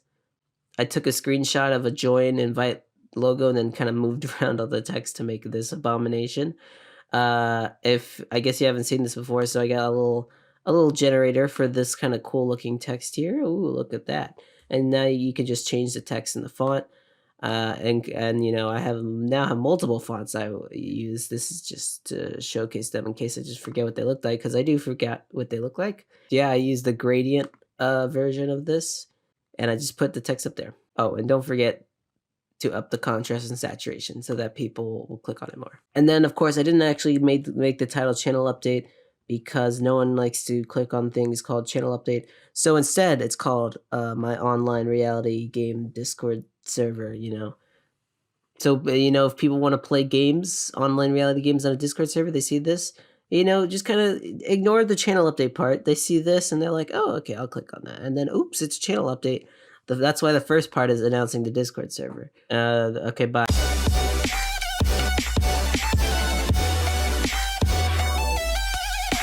Welcome to behind the scenes of the Undertale dating simulator videos. Well, here is all the Undertale dating simulators me and Jack of all trades we found to play. Now, if you do not remember, a long time ago, we played, is it this one? We played this Undertale dating simulator. I don't know how we found it, why we did it, but it was a banger of a series. That seems to be a lot of my videos, old videos that is. But yeah, it was a banger of the series. It was just funny. So I was reminded of it. I was like, man, we got to do something with that. And then we found more dating simulators, more of them, a lot more of them. So we decided, let's just go through them and just record a bunch of them. We did this one, which I think was the one that messed up. This one, we never got to this one. We did this one. We did this one. We never got to this one. This one we didn't record, and we never got to this one. So yeah, that we just searched up dating simulator, Undertale dating. We looked at anything we could. So yeah, this is the footage. I was at Jack of all trades' house, so it was a weird kind of setup. He had a microphone, but I wasn't close to the microphone, so I had my own another microphone recording. So this is my microphone, this is his microphone. So we kind of this part also has the game audio, so it's a bit weird. I had to like sync this up, which I like have never done before, but it worked out. And I just added this sort of intro of me because I said when we were recording, I was like, I'll just add the intro. We don't have to do some crazy intro. I'll just add it in post, and it works out because I like having this sort of intro. And then we just get into it instantly. I mean, editing it is just like editing any other gaming video. You just cut out the parts there where there's nothing and leaving everything else, because Undertale dating simulator, nothing is bad about it. Now if this one had no audio, so as you can see, we just added some Undertale music in it. This isn't actually what's played in the game. I just added it. But yeah, so there's another one we did, but Jack of all trades didn't record the video. So I was thinking about just re-recording the video and making it work, because I really like these videos and I want to upload them. And we might do even more. Yeah, so far my favorite was this crazy one, this magical high school romance one, because it's just so insane. And it was the most fleshed out one. The other ones were just boring. But yeah, there's not much to say about the behind the scenes. I just wanted to show you guys how this all happened. Bye. Welcome to behind the scenes of the Undertale music quiz. Where did this idea come from? Well, and if you don't know, the Undertale remastered video blew up. Let me pull it up. So originally this video blew up and got 250,000 views, and then it died off, and I enlisted all my non-game show videos, including all these popular ones. But one day I was like, yeah, bring them back. They're gonna bring in some subscribers. Might as well keep them public. And then I was like, let's just change their title and description so that it fits the keywords of this one video called It's All Connected. As you can see, we got It's All Connected, and I think it's in here as well. And that made it so that this video all of a sudden got recommended to people that watched the It's All Connected video. And that's what started it, the blow up. For the second time this is, but it's the new remastered version. And here it is, boom. Look at that, it's amazing. It's like a right angle. But anyway, so first it was suggested videos, and then it was, and also YouTube search, because people searched It's All Connected and all of that and found this video from it. And then YouTube just was like, oh, this is a good video, let's put it in people's homepage. And bam, 200,000 views in like a week and 2,000 subscribers. it definitely was a much better video. It brought in more subscribers and the click-through rate was better because, you know, I knew what I was doing more with this video. And I'm proud of this video. Problem is, got nothing to do with game shows, and people who subscribe are going to be like, what the frick is this game show stuff? So we got to ease them in. This is where the Undertale music quiz comes in. First thing I'm doing now is, first thing we got to do is get the title. We got this keyword, and then there. That's all we really needed for the title. Thankfully, the keywords work as a title. Then I made this thumbnail to match. It kind of looks like this one a little bit, but ease people in. I didn't add the game show border, as you can see. Well, we gotta ease the subscribers in. Anyway, so yeah, this I just I had to make sure I knew what the video was gonna be. So we got all this. Then I wrote down what exactly the game show is gonna be like. So we got all these announcement pings that I gotta remind myself to do because I always forget. So that's when I downloaded every single Undertale song and all the Undertale sound effects, and I just went through them and would be like, what would be good for an Undertale music quiz that would make it hard? I went through all of those, and bam, we made this. Well, this isn't the full thing. It was originally 40 audio waveforms. This is the edited version of the video. We'll get into this, but for these little audios right here, this is the Undertale snippets that you had to guess from that I just picked out. That was like one of the first things I did. Then I made all the videos for the game show, so I could make this little thing so that I could show it in the game show and have people guess. They got 20 seconds to guess. Then I proceeded to edit this video, which started off with getting all the waveforms for these little audio clips, which I used Audacity, screenshotted it, and if we go here, we can see, bam, this is how it was created. Although, why is this not working correctly? I guess. But anyway, yeah, I created all these waveforms and downloaded them. Then I edited this together so I could make it, into an actual video. So it took a long time to make this first one, and then you just copy paste and then mess with everything a bunch of times.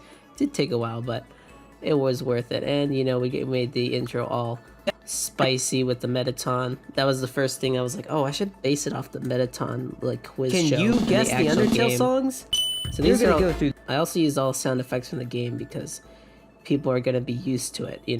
They're coming from Undertale. They're gonna be used to all these Undertale sound effects because we still gotta ease them in. Oh yeah, the script. I should have said that first. But anyway, yeah, the script is basically what I just wrote down the script. This is copy pasted from the sand, so it has all this stuff. And at the end, we gotta guide them to a video, thank the supporters, and then I just narrated that. And I also planned the video editing. So yeah, the whole point of this video is to finally get a mini game show, because I haven't done that in so long. I've just been focused on sand. But I realized if I was gonna upload a sand video, all these subscribers are gonna be like, what the frick is this? And they're gonna go away. So this time, I was like, we eased them in. I got the idea from someone called Lumency, who suggested, you should do an Undertale game show. I was like, yes, I could do that. The video is more a quiz for the viewers than it is watching other people do the quiz. I don't know if I'm still, this is before I've uploaded it, so I don't know if I'm still gonna include them. I have these little gaps for when they're supposed to discuss. Maybe I might just not have them at all. I don't know, we'll see. I wanted the video to be under 10 minutes. It's currently not, but it'll work out. Oh, and here's the Patreon ones I had to make last minute. Well, it should be it for behind the scenes, so bye.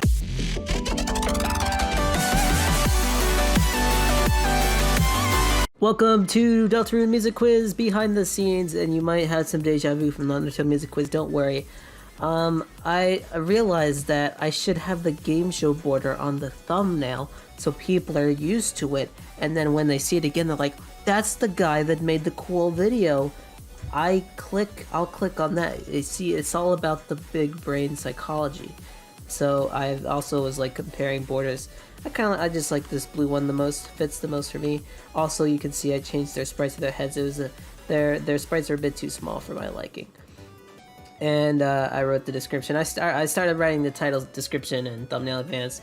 One, because then you plan your video around it, and the title's sort of what people see first, so it makes sense. And secondly, when I'm ready to upload the video, I don't have to be like, oh, I gotta write all this. No, I could just do it. And I didn't have to do all this stuff, but this is copy-pasted as well, what happened. But this is news, so I wasn't as familiar with the Deltarune soundtrack because I didn't do a Deltarune songs are connected. So I looked through the entire soundtrack, basically, It was like, what songs? I figured out the sections I was gonna do. I kind of wanted to basically copy the video, slap Deltarune on it. I didn't want to change anything in case it didn't work. It ruins the video or something. And this is supposed to be, which one of these songs is the first songs? One of the first songs has to be the banger songs that everyone loves. So it eventually was Cyberworld. So then we got all these songs. I don't know if all these were used, and this kind of got switched around a bit, but this is what I thought would be best. Speed altered, short snippet, obscure. I didn't have a reverse section yet. But yeah, I just looked through all the songs and kind of like put them like here. And I also went through this and I was like, these are not, I don't think these really count. But I thought Deltarune / Dog Check counted, you know, I thought that would work. Script is also copy pasted, can you believe it? Except I made the outro even shorter and got rid of the part where I'm like, did you get 15? You must be really cool. And went straight to the promotion. These videos are kind of sort of funneling people into the main game show content. I'm not an Undertale YouTuber. I'm a game show YouTuber, so we gotta funnel them in there. But it looks like people in the server are getting the memo. They're not just requesting Undertale stuff. They want to do other game shows, which is awesome. And this video editing planning didn't change at all, so this was nothing. Let's go to the actual editing part. This time I came prepared. I had the little thing asset ready. So I laid out all my songs as usual without the video or anything. I cropped them and I was like, alright, these, I had like 50 of them and I was like, we should probably lower that to like 40, 30 rounds. So I got rid of a few. And then I was left with these that I decided would be the rounds. And then I stripped those to 25 that I thought would be best for the video. And we made kind of like 2 sections. And then we added the little things, which took forever because, well, for this one, it's a bit easier. There's no waveform. You just do the bar.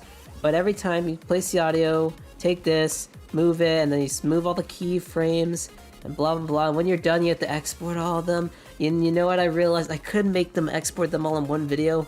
It would be so much smoother. Why didn't I do that? Oh, well. But when I had to do the waveforms, well, first I had to get this audio, get the waveform from it, edit that waveform to make it look cool, and then paste it in here and actually make it work. And, you know, it kind of is a bit annoying, but worth it in the end for the banger of a video it makes, and it looks awesome. So then we take these audio snippets, copy paste it into here. This one doesn't have the contestant speeches in it yet, just like last time. So we're just going to insert them here, and I heard people saying there should be more. They liked that the contestants came in. I thought maybe it was a bit of an intrusive thing, but people liked it apparently. Why'd you just autosave? So I'll see if I can add more, but if the discussion consists of it's this song, all right, let's move on. Then you know I don't really want to put that in. But yeah, this will probably be the last quiz show kind of video, at least for a while, because I don't want to keep doing the same thing over and over and again.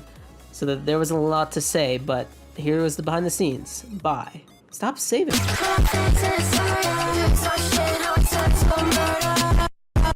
Little Luigi here. As you can see, the editing process for mini game shows has changed. I have separated it into parts to make it easier on myself. So first things first, cutting up the clips. Actually, the second session of the Battle of Hearts video crashed, so I only have the first one to go off of, and right now I'm like halfway done cutting it. I had to add my own audios, obviously, in between, but it's pretty simple, but it still takes a while. I have to look through all of this footage. The editing, aka getting these people, these personifications to talk. You gotta first add them in, and this time we have a little transform thing here that bobs them up and down. It's genius, and I've applied, where the heck is it? Oh, here it is. The hard light blend mode to it so they look nicer.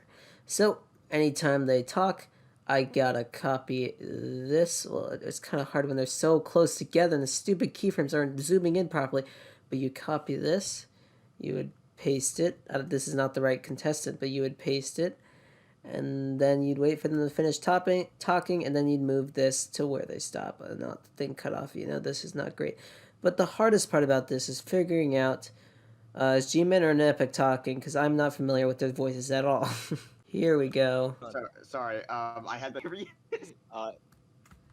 No, he stops talking here. Oh god, I hate that my trackpad broke. Carefully select them. There we go. Now we're good. And we just gotta do that the whole way. There's only a bit more left. I am back and I am finished. So I went back through it 2 more times. So, the first time was cutting the audio, then it was making the characters go move when they talk. Then I went back another way and added the questions, and I added the answers, which is this stuff when the answer comes in from below. Then lastly, I went through it a final time to add the questions, all the little details, the sound effects, the music, the little editing moments, and the song caption, and to add clips back in here. And, well, I added the intro stuff before I did all that, but whatever. And then I also edited the outro and the clips and the patrons, and that's what I did last. So it took a lot longer than I thought it would, but I mean, I guess also it did take a while to edit, but I ended up not having a lot of time in the day at all to edit. So I was doing like 1 to 2 hours of editing a day, which, I mean, it's a lot, but I usually am able to do more, so I'm able to get these episodes out quicker. But I'm glad I finally got it out. I maybe made this too much work on myself, but it's okay. I'm going to have easier to edit things like the verses and all that, which is going to be nice.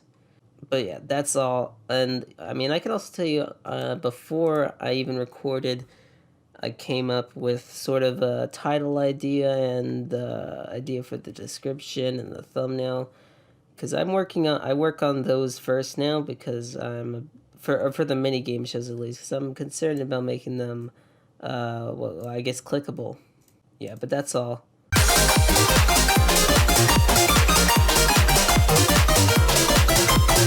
Welcome to the Hollow Knight versus behind the scenes. All right, let me show you around. So, recording clip, Hollow Knight versus Masterark POV. Luigi's POV, guess what? Oh, only Masterark's is cropped. Oh, or not? Or none of these are cropped. Okay, I guess they're not cropped, because they didn't need to be, but at one point in time they were cropped, and I guess it's fine that they're not cropped, because that means it takes longer for this preview to render, and that makes things harder. So they're just put into place, I guess. As you can see, this is under Masterark's then, and it's kind of extending, because I recorded wrong, and then Masterark's is nice, and well, it goes up a bit, so it's not perfect, but and then the way this progress is done so that my Premiere Pro doesn't want to kill me is just that it switches between like 20 different images so that I don't have to do like 20 images and switch them out. It's too much work. It's also not gonna, Premiere Pro's not gonna like that. And look, we had these little messages. Look, it's kind of me saying, whoa, look what just happened at that skip. And anytime I see, also I am cutting out parts where nothing happens and it's like really boring. But whenever one of us gets ahead in the way, I'm calculating that it's like how many parts of this out of all the parts and which percentage is bigger. I mean, it's pretty arbitrary, but listen, it makes the video cooler, okay? It makes you think, whoa, he's just got ahead, and that makes it more interesting to watch, even though that's not really how it works, okay? But anyway, we have this weird sound I found on YouTube. It's just some sound effect when you get an item or get a skill, and we have 2 of these playing at the same time, and we got a little gradient that goes on when one person gets hit, and also at the crossfade this, and we also have to change the audio. So we got 2 audios. This one is now volumed negative infinity, and this one isn't. So, and then when one of us gets something but doesn't get ahead, it's only one sound, and the thing is teal, and then so we don't have to switch audios, so that's much easier. And then that's basically it. And what I had to say is that I don't know why, but I feel like I like ignored Masterark's comments like a lot. And I don't know why. I guess because I was like trying to win the verses. I was a bit too focused on that, and kind of feel bad that I was just like. There's a lot of times where Masterark says something, I don't really reply, and it makes me feel sad for Masterark. Oh, by the way, never mind. I killed episode 1 and episode 2. This is what's remaining of them. Oh gosh. Oh, and here's the secret bloopers. I mean, this is so organized, guys. I mean, this is so crazy. Alright, so here Masterrock has obtained whatever. I don't know if he's actually ahead. Let's do the epic calculations. He does have the lead, but like he doesn't have the lead. But he has the lead, but he doesn't. He doesn't really have the lead. But listen, it doesn't make sense, but it makes sense. Alright, so we added the 10 preset. Oh, we have to get rid of this. Now, put this on so I can select it. Oh, frick. I messed up the audio there. Cut this off, and then... Oh, frick. And then delete all of this unnecessary audio here. Wait. Get this out of the way so I can... Nope, I have to select both of them. Do that. Oh, it magically appeared. And then we turn this volume... oh, no, wait. We don't do that one. Turn this volume off. And then turn the Masterrock one on. Take Masterrock's progress, delete it. Bring in the new one that's all the way over here. Cross fade, and I think we did it. Amazing.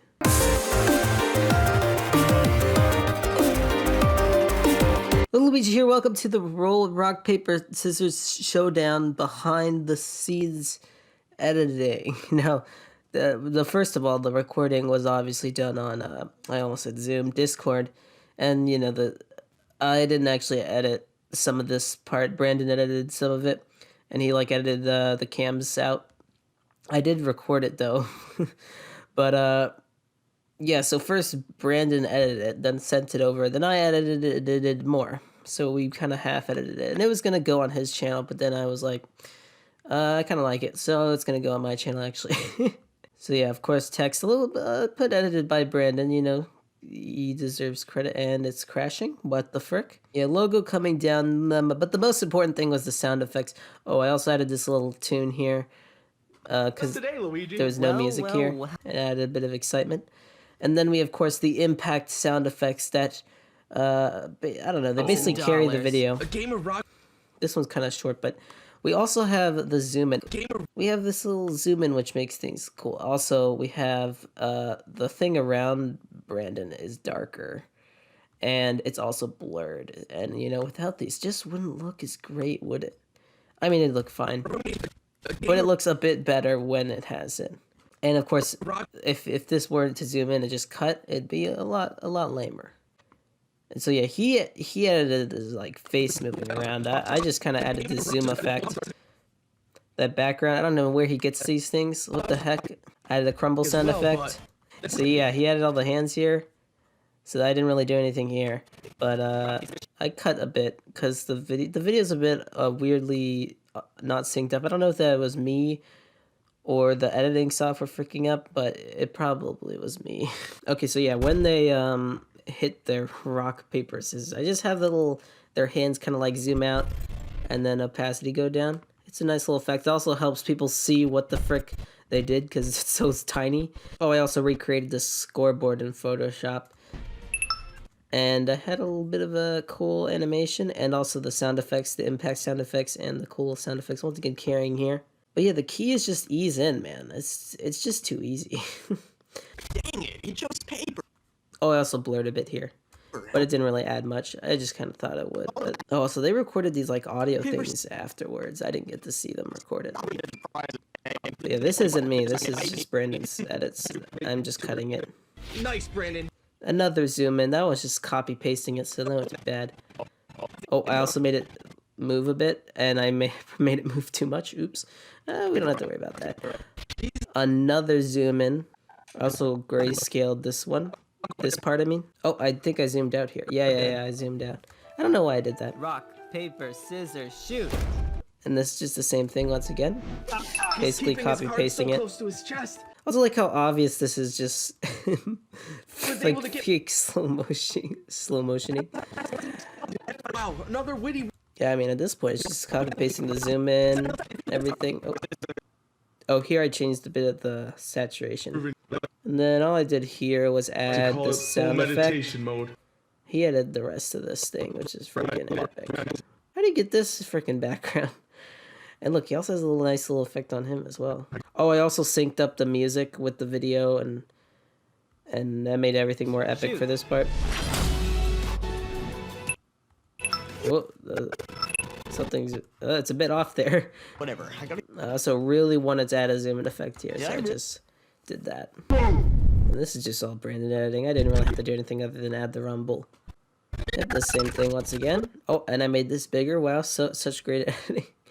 And then we just zoom in on Brandon's camera and cut out when he says he wants to burn the orphanage. So it's pretty intense. Great video. Glad Brandon and Evan could we all freaking kind of participated in this. So it's pretty crazy. Why did I act like I was going to export this? I already uploaded this.